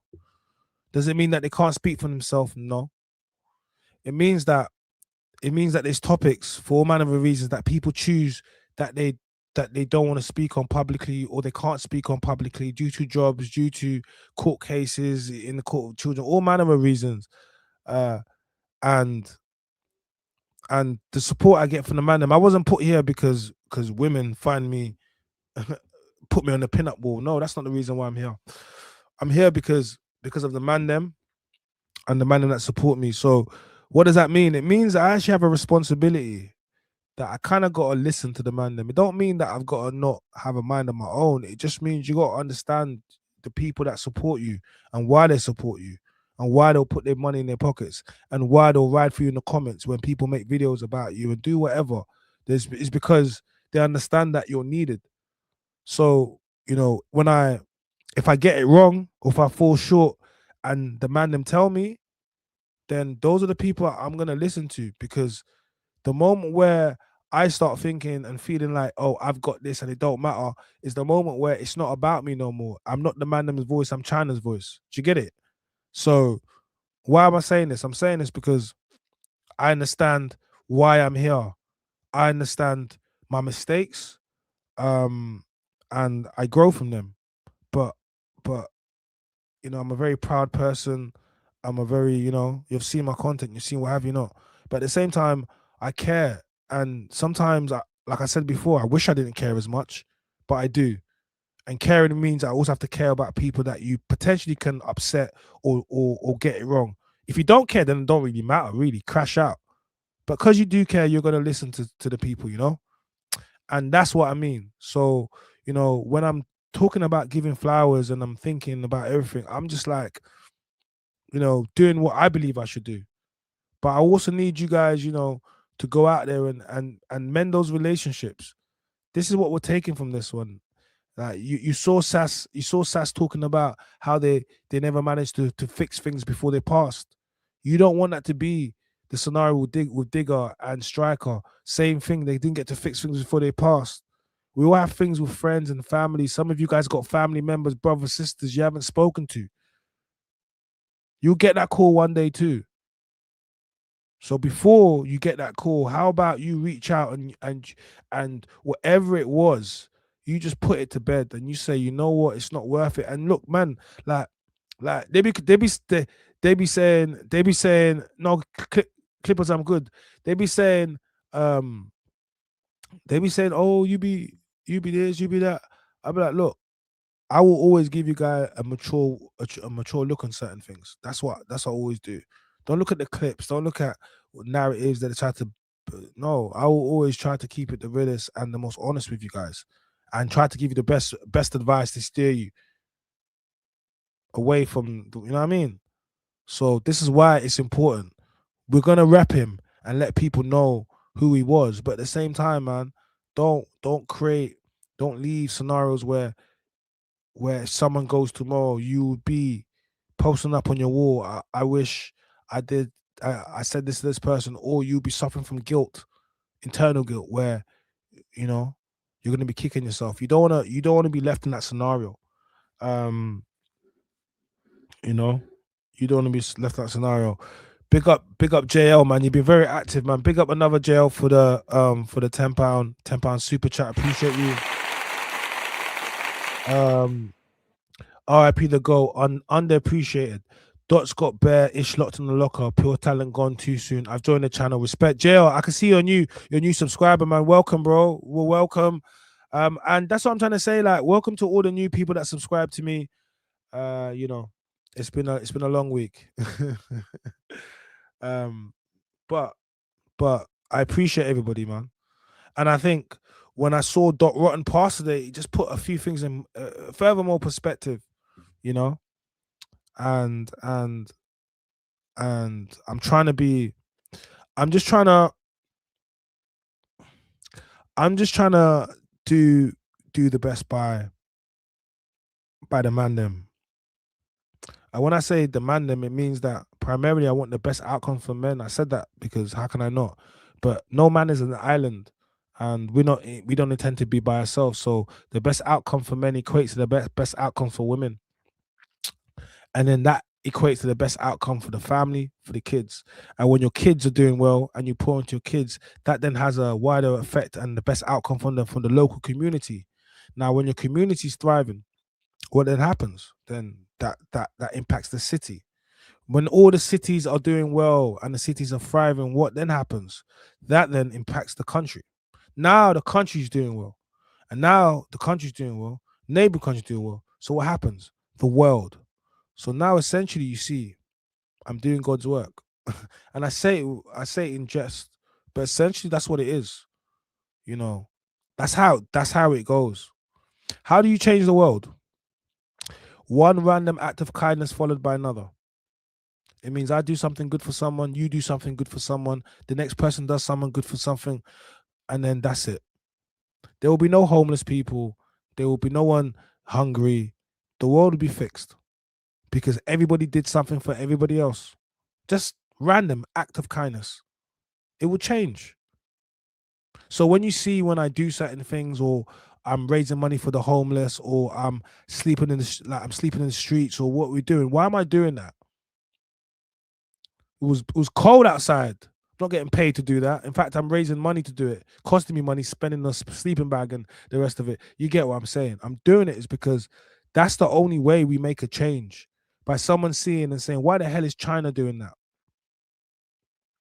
You know, why is he doing it? Why is he gonna go and do it? But by doing it, maybe you go and do it. Why did I donate blood? Why? Not now, 4 months ago. Why?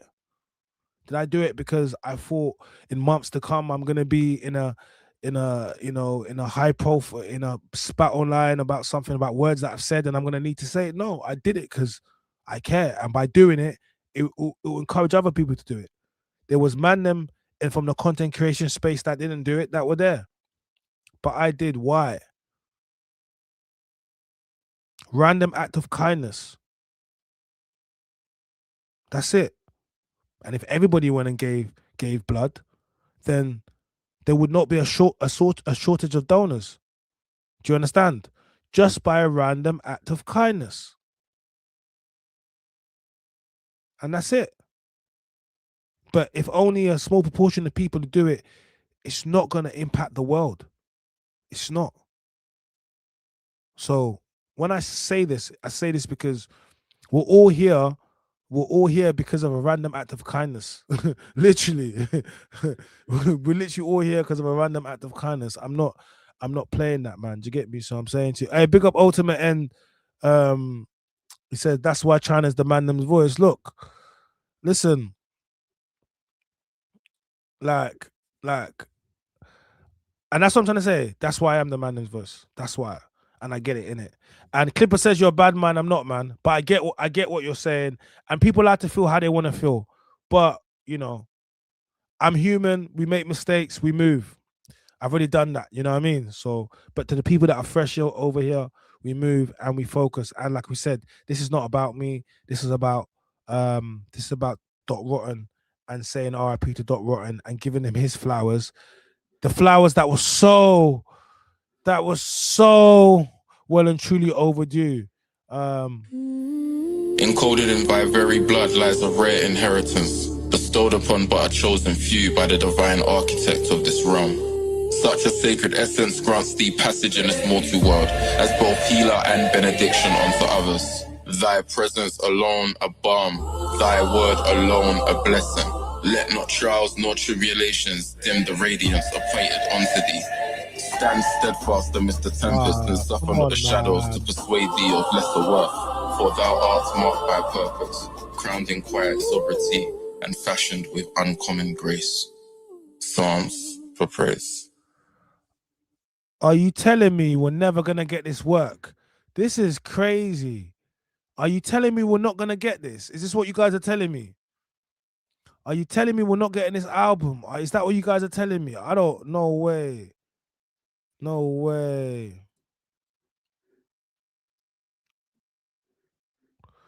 You telling me we're not getting this?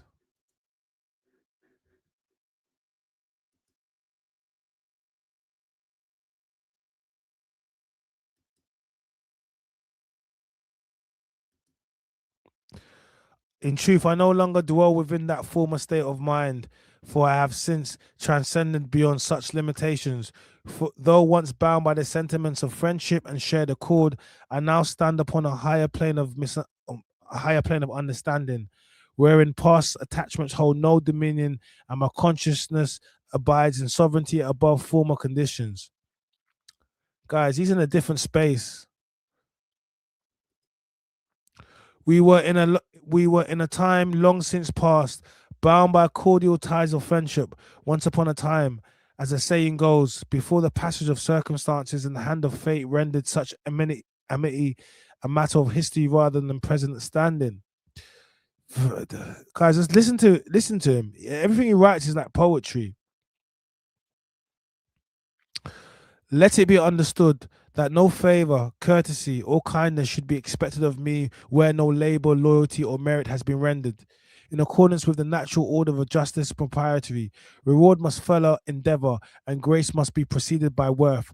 Therefore, let none presume upon my goodwill who have not first demonstrated or conduct diligence required to earn it. He's saying, pay me, F you, pay me. This is all down with what he's saying, guys. This is a gentleman's way of saying, you pay me what I'm due and do not address me unless you have money for me. That's what he's saying. If it is true, home is where the heart resides, then indeed there have been renovations, not of stone nor timber, but of spirit and soul. The chambers of the heart have been reconstructed by experience, old walls of pain restored with patience, and new foundations laid upon understanding. Thus the dwelling within has been renewed, made stronger and more gracious, as life trials have served not to destroy, but to rebuild the very seat of one's being. Listen to him. Joe, with some graffiti. The name Joseph, derived from the Hebrew Yosef, bears the defined declaration God will increase. In its highest interpretation, this phrase signifies the sovereign act of divine providence, the assurance that the Almighty shall extend favor, multiply blessings, and establish abundance upon the life and legacy of the bearer. It denotes not merely material increase, but the enlargement of purpose, grace, and rightful inheritance. It matters both temporal and spiritual. It affirms the growth and restoration and elevation proceeded not from mortal design alone, but through the will and the ordinance of God himself. Guys, are you listening to how he's listening? Okay, I take it that's him when he was younger. As the French and the English have long shared a bond of endured history, so too do I and Lady Josephine. Bear witness to our journey, still in this early course, wherein by some quiet providence I yet managed to wear the trace of most becoming and mischievous smile.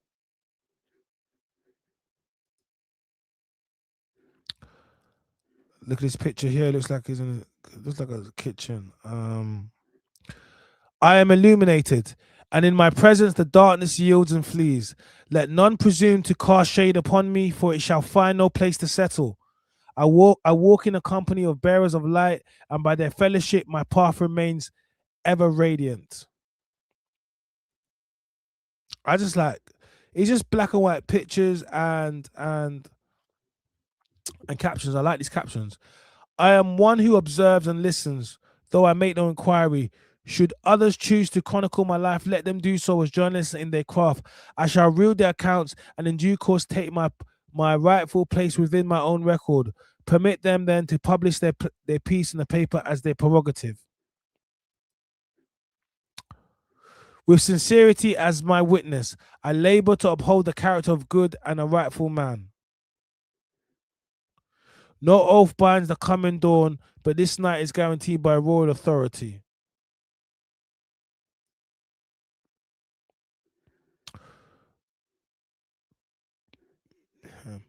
To grow, you have to learn from your mistakes. Some lessons take years to truly understand, to capture their meaning, and to carry the energy needed to move forward with the wisdom, not to repeat them. It's not as easy as it sounds. And when you're young, you rarely see these things clearly unless you've been taught or experienced. This, guys, isn't me? Was everything. Yeah, I was about to say, he sounds like a pastor. Like, Dot is sounding like one real pastor.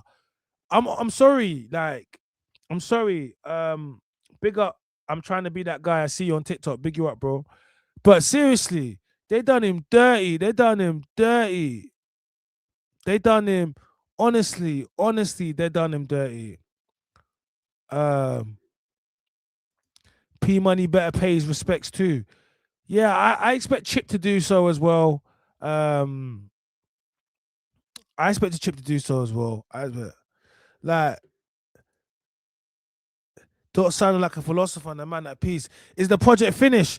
Even if it is finished, how are we gonna get it? It's in Africa. Like, it depends who's locked in. I don't know. Did he have people locked into his studio? You know, like, bro, you could just go and you're the only person that has your password and all your stuff. That's it. It's all gone.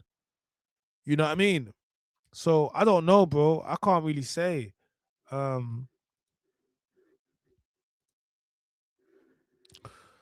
Upon this door, I inscribed the names of those presents once filled this chamber, a room that served as the very catalyst for what is now known as a genre called drill. Within these walls was sown the seeds of a movement that gave rise to millions and altered the course of countless families. Yet it is this door itself that beareth silent testimony to the history, for upon it was written the legacy of creation, perseverance, and change. I stood before it not as a stranger, but as one who bore witness to that growth with my own eyes, from its humble inception to its enduring influence. I take it this is the studio from South London, Brixton, his Brixton studio, and he's talking about he saw the birth of drill. To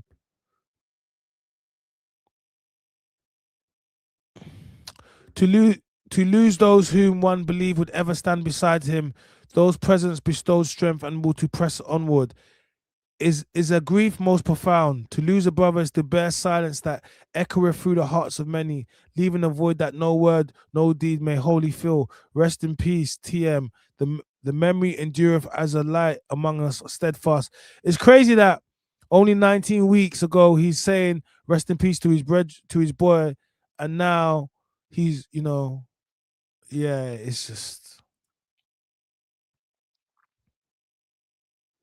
him with the packs and some money. With each of his pictures, you always put something quite. It's almost biblical in his delivery. Though the outward image portrayeth a man and strength and composure, I acknowledge that within me yet dwelleth a measure of youthful impulse, a remnant of the unrestrained spirit which seeketh freedom from the Solomonites of age. In such a likeness there appeareth a confluence of both states, the gravity of maturity and the lightness of youthful joy, coexisting in a single expression. It is testimony to the duality within every man, that even amidst fortitude, the innocence of former days doth yet endure. Be also observed how the possession of wealth may compel one to act uncharacteristic of restraint, for indeed money hath a particular power to summon forth both levy and excess. Guys, do not let this go over your head. He's saying, although I'm a grown man, I still have bouts of youth and stupidity and doing crazy things. So when you see him here with all the packs and all the money, that's the bits of the youth. And he's saying men struggle with that. Listen, we struggle with that. The reason why I can respond in ways that people won't like me to respond, because we all struggle with that. And that's that bit of youth, and that's that bit of boisterousness. That's that bit that's inside of you. Is it always going to bounce out? No, because you'll be suffering from arrested development, a whole man child. No, that's not what they expect. But the remnant it's in us. It's in us as men. Yeah, man. Wow. Like, we're supposed to be talking about music, but right now, just the stills and the captions, it lets you know he was on so I'm saying, like, it's a struggle, and not enough men are going to be honest. They just want you to be, bro, I don't know what they want us to be, but we're human and we're men and we're flawed. We're humans, we're all flawed. and no one's perfect, and everyone's running around like everyone's perfect, but nobody is. No one is perfect, and people mess up. Do you understand? And people mess up again. But it's about understanding that people mess up and people are flawed, and But it's a struggle, and Dot Rotten is capturing it in this caption. He's talking about the struggle. Here's in studio. Too many nights and days have been spent within these chambers, absent of true purpose. Though this place have served as both my office and sanctuary of quiet toll, prolonged dwelling within these very walls rendered a year's labor as but one unending day. Are you hearing what he's saying? He's saying, look what he's saying. He's saying, listen to this, isn't it? Too many nights and days have been spent within these walls. See him in the studio? Within these chambers, absent of true purpose. So he's in there making me, but he doesn't know what he's supposed to be doing, his real purpose, but he's in there in the studio because that's become. This place have served as both my office and sanctuary for quite so. So it's his place of work, but also his place to escape. And prolonged dwelling within these walls rendered a year's labor as but one unending day. Guys, you know what it is to work the whole year and feel like it's been a day because you haven't escaped your four walls. And that's what he's trying to say. So your very sanctuary has now become the thing that's trapped you. Do you understand? This is deep, guys. You might not like just reading it, you're understanding, you're getting a little deeper into his mindset. But this is deep. This is deep. Trust me. And for the people that are willing to, you understand it. In the darkest of hours, that this very roof under which I stand hath been a sanctuary unto me, shielding my own person from the demons that roam the streets of London. Like, he's not just talking about, he's talking about physical demons, man, them roaming the streets. And this studio and making beats in there has been his escape and his sanctuary, and it's kept him safe from the demons. The demons. Real physical demons. All right? All in captions, not even music. We're going to walk alongside the tribe, beholding how we take our sustenance, order our dealings, and endure the afflictions of the world, doth not make thee of our kin. To walk with a tribe is to guard, to uphold the line, and to labor in shared custom. But to walk apart is to tread in solitude, guided by self alone, void of care and lacking gratitude for the house that taught thee the way. Choose therefore walk alone and be tested by thy own hand, or walk with a family and be sheltered by the bonds that endure beyond the turning of days. So he's saying, listen, yeah. To walk beside a tribe is one thing, but to walk alone, have you got what it is to walk alone? And if you choose to walk alone, this is what it's going to come with. At first observation, one may easily be deceived by appearances, overlooking the true nature of a person. Do not merely cast a fleeting glance, rather fix your gaze with deliberate scrutiny, attending to them minutiae that define them. In so doing, there shall be no need to revisit them with cursory interest again, for their essence will have been fully apprehended. I have sat here in the present here with his brother, in the presence of the righteous and noble, and I have likewise descended into the depths where the fallen and faithless dwell. I have beheld smiles concealing envy and malice, and I have witnessed countless of wrath-bearing acts of purest love.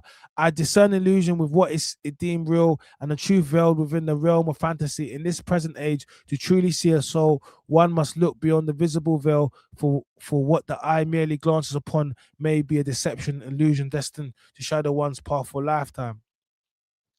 So this is what I'm going to do. Guys, make sure, look, if you haven't done so, go check out his page. This is his Instagram page. Go check it out. And let's go check out his latest release. That's what we're going to go on. So who's British music producer? I think this is his, so who's British? That's his, I think this is his page. Psalms for Praise. So this is Psalms for Praise, produced by Who's British. So I believe that's his alter ego, Who's British. So this is Psalms for Praise. So this is what we're going to do. This is what we're going to do. That's what we're going to do. We're going to show Psalms for Praise.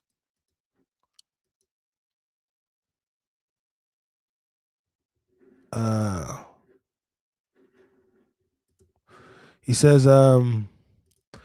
R.I.P. Joe, aka Dot Rotten. Please, G, be respectful. He found God, and some of us are actually upset about his death. No one is talking about helping get his body back to the UK for a funeral or helping fam. Yeah, no, bro, this whole thing is about being respectful. We've been very respectful, very respectful. We're not speculating about anything to do with his. We're not speculating. We're not speculating about anything. We don't know about. We don't know about if his body needs to come back or we don't know about anything. So we're just paying. We're giving him his flowers, talking about some of the people that paid their respects to him, and paying our respects to him. And we're just about to just play. I was about to actually leave it out with his last release that he put out. So any information that anyone gets, we will update it respectfully. But if we don't know anything, then we're not going to speculate, and we're not going to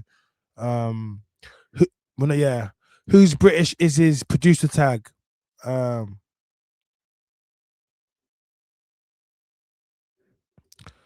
Yeah. Come on now, who was being disrespectful? What are you doing towards the proceeds? Is there donations page? If so, yeah, like, look, if there's a donation page, send it to us and we will slap the link and we will donate ourselves. Like, that's not a problem. If there's a donation, but I don't know anything about them having issues with bringing the body back. I don't know anything. You're the only person that said anything. So if there's something official that comes out, we will do what we're supposed to go and do. So, but until that time, all we can do is comment on the posts that are already out on the blogs, and then say RIP. We haven't spoken about any beefs or any things that's not needed. We're just speaking about the life and the works that he's put out and how influential he was, and so very, very respectful. So guys, let's play Dot Rotten Sounds for Praise. This is his latest release. Let's play this. Absence is so loud. Who's British? I'm quietly there with you in your special DNA. Praise, just be you, and don't go search for praise, cause you're already destined for the praise. Look inside, you'll be amazed. You can heal a soul and bless him with your praise. Special dinner is your DNA. We going up again. Yeah, dreams are rolling notepads, now they're flying like paper planes. Running through the levels, coin collecting like Sega games. Been hiding tricks but making magic sharp like David Blaine. Talking chains, they ain't that time, they know I ain't Flavor Flav. Shining spotlights but behind the scenes you in major pain. Smiles that slice and hugs that scarred you deeper than razor blades. They left you with regret, then closure came at a later date. If too much fire's in your heart, then don't try and tame the flame. We use them shortcuts thinking it's the way where you made mistakes. Searching for answers to life, I question it day by day. They thirsty for some gossip and they quench it with haterade. Risked it all and then you folded, that's how you played the game. Fought the crown but lost the focus, now you just ain't the same. I learned from fools, they only know the stumbles, I pray they change. For monkey business, get your fitted drippy like bathing ape. It don't matter how rich you will get, your success is Mason made. It isn't blessed. It don't matter how rich you get, your success is Mason made. I'm gonna play a bit more than I'll reload it, man. Let me just play a bit more than I'll reload it, man. You think you're seasoned, your experience shows that you ain't of age. Sleeping in false comfort, plan the soul, we invade the base. Stocko took me on missions, that's longer than Acre Lane. The corridors and blocks of my estate were a safer place. I'm working like a slave to build empires, they're taking breaks. What I do is iconic because it was made for praise. Just be you, don't go search for praise. You're already destined for the praise. Look inside, you'll be amazed. You can heal a soul and bless him with your prayers. Special dinner is your DNA. Praise, just be you, don't go search for praise. You're already destined for the praise. Look inside, you'll be amazed. You can heal a soul and bless him with your prayers. Special dinner is your DNA. Check. Well, I want to stop this for a second, bro. I can't lie, bro. Even with everything that's going on right now, yeah, I'll be honest with you. I was supposed to hear this. Like, I'm feeling this. I'm really feeling this. Like, I'm fasting for Lent. It's my 20th day fasting. It's like, he's gone, but you've left. How can this be what you've left? It's like, is it almost written? I hate when people say things like it's written, because obviously everything is written. What the Most High wants, the Most High will get. But it's just the artwork, the way he looks, how it's shot. It's just so fitting. It really is. Like, it's just so fitting. This song is for his daughter. Okay. Big up Gotti on them. He says, me and Mazza Beats showed, yeah, big up Mazza Beats showed ZEPH how to make drill in 2014, and we made a group called Drill Mob. Yeah, big you guys up, man. Big up Gotti on them. I swear I've heard your beats before. I definitely heard the if that's your name, I've heard the tag. Rest up Dot, man. Big up everyone that knows New Dot, and the people that pulling in to show respects and just saying, man, guys, you know what it is, as it's gonna continue, because when we get more information and that comes out, then we'll react to that, and then obviously we'll big up Dot again, and we'll kind of follow it through to hopefully to the funeral happens. But yeah, man, talent, innit? Just talent, just talent, man. Get me? Let's put this up. I remember, big up Sincere on the beat. Big up all the producers, man. We got all the producers pulling up. I remember Dot up in my place making beats, and then in Major Studios, anything he sees he absorbs, full of knowledge. RIP ZEPH. Yeah, man. Big you up for that, man. Like, and big up everyone that's sharing their stories, especially the producers, because that's a different relationship. You guys will actually seen him work in the studio, so you guys can be like, nah, man, he was a beast, and people that worked with him, man. Like, you get me? So yeah, man, big up all you, man, as well, man. And you guys, like, all you produce as well, man. Just keep the work coming. Just keep the work coming, man. We don't want to give you your flowers after you're gone, man. Just keep the work coming. Do you understand? Like, yeah, man, just keep the work coming, 100%. But let me play this. You know what? Let me pull it up. And let me play it again, man. Let's pull it up from the TOP. Who's British? Absence is so loud. Who's British? I'm quietly there with you in your special DNA. Praise, just be you, and don't go search for praise, cause you're already destined for the praise. Look inside, you'll be amazed. You can heal a soul and bless him with your praise. Special dinner is your DNA. We going up again. Yeah, dreams are rolling notepads, now they're flying like paper planes. Running through the levels, coin collecting like Sega games. Been hiding tricks but making magic sharp like David Blaine. Talking chains, they ain't that time, they know I ain't Flavor Flav. Shining spotlights, but behind the scenes you in major pain. Smiles that slice and hugs that scarred you deeper than razor blades. They left you with regret, then closure came at a later date. If too much fire's in your heart, then don't try and tame the flame. We use them shortcuts thinking it's the way where you made mistakes. Searching for answers to life, I question it day by day. They thirsty for some gossip and they quench it with haterade. Risked it all and then you folded, that's how you played the game. Took the crown but lost the focus, now you just ain't the same. I learned from fools, they only know the stumbles, I pray they change. For monkey business, get your fitted drippy like bathing ape. It don't matter how rich you will get, your success is Mason made. It isn't blessed.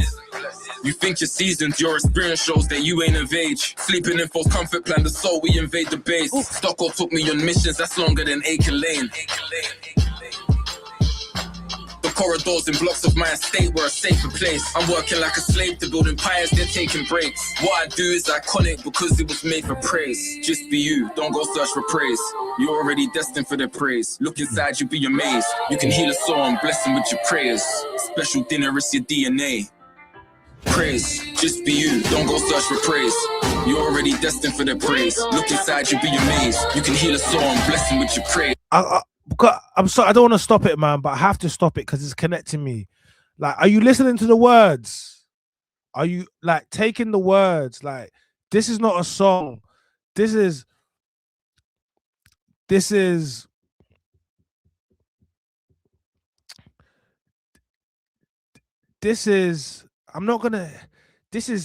doing his Jesus walks. And I'm not saying this is Jesus walks, but I'm saying he's doing his Jesus walks. And what does that mean? It means it empowers you when you hear that song. Like, it empowers you, it makes you think. Like, the praise makes you think. The praise, look inside of you. Like, why are you seeking for praise? That look, self-praise.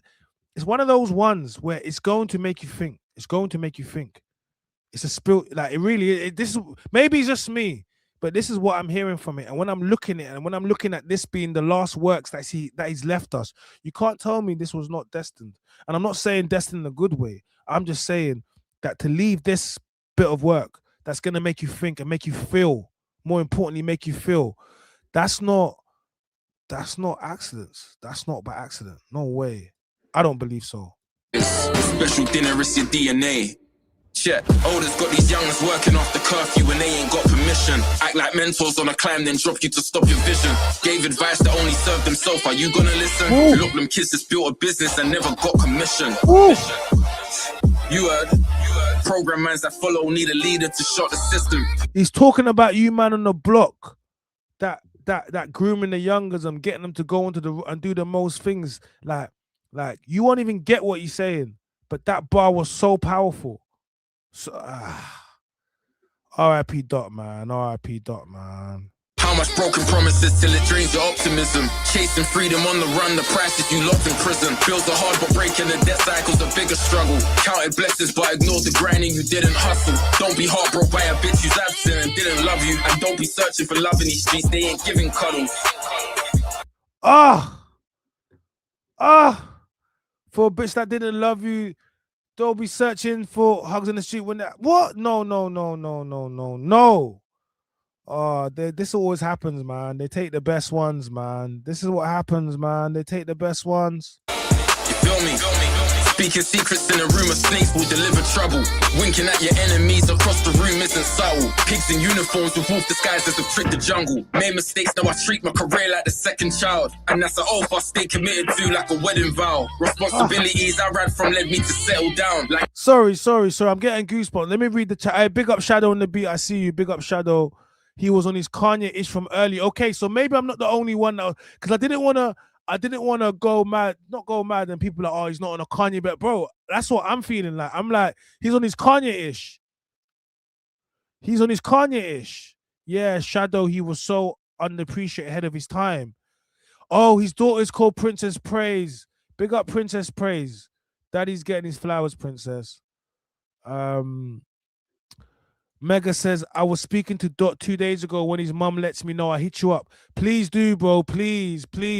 Soon as she lets you know, so we could do a stream, we could do donation, and we can get the link up. We'll definitely do that, bro. And I know loads of people are going to donate. That'll be a good stream, man. So please let us do that, man. Yeah, man. Poetry Motion, man. Yeah, he's okay. He's Kanye. The game was okay. So we all pretty much, yeah. We all pretty much got this. Yeah, man. He worked with Kanye too. I can tell. Well, I wouldn't be surprising because Kanye came over and he was taking best styles from the UK. I can see that happening still. Kanye on the way to north, they think that it's heading south. Success painted a target on his back, now they're out to get him. Don't just see rocks and rubble while you vision your house develops. Nothing signed if I see closest line. Nothing signed if I see closest line for line counter checking. Empty pocket, shattered dreams, now that isn't how it's ending, I'm serious. Ignorance will dry till it reaches pending experience. How much love you get from humans depends on appearance. Judging from the outside, you miss the splendid interiors. Full of courage, fighting nightmares, pretending I'm fearless. Trash inside my treasure box, I'm defending it, period. Lost my way to find, I'm fine, that adventure's mysterious. Speak the roots to lead the blind, they're dependent on hearing it. Are you hearing this? Just be you and don't go search for praise.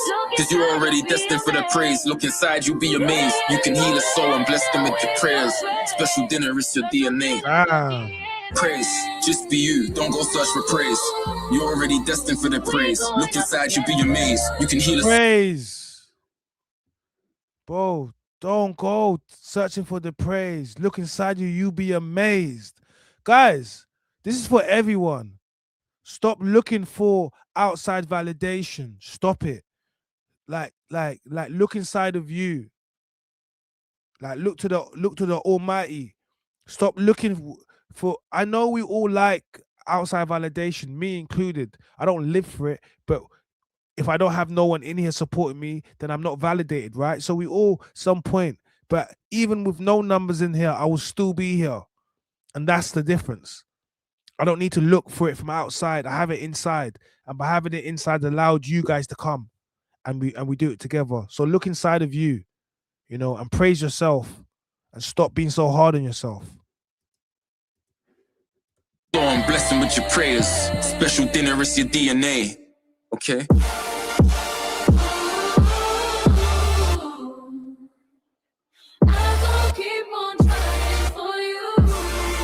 Who's British?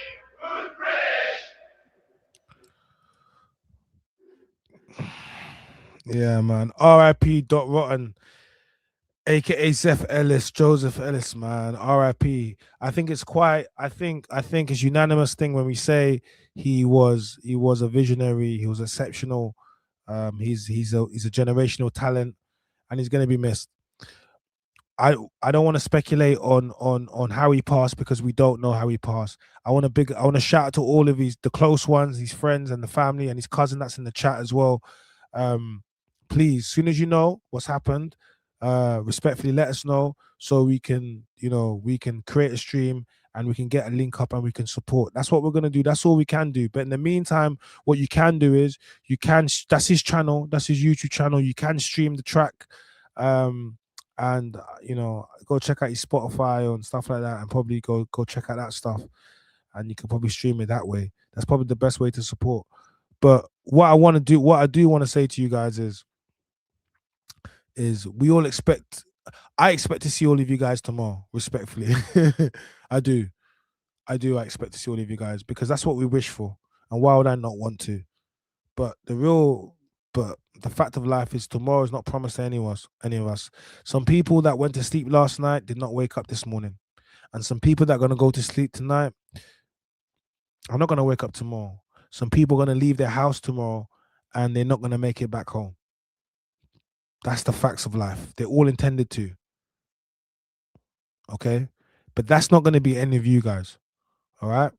And the reason I'm saying this is because none of us know how long we have here to do what it is that we have to do. And you can see what he's did in his 37 years of life and the impact that he's had on other people. All we know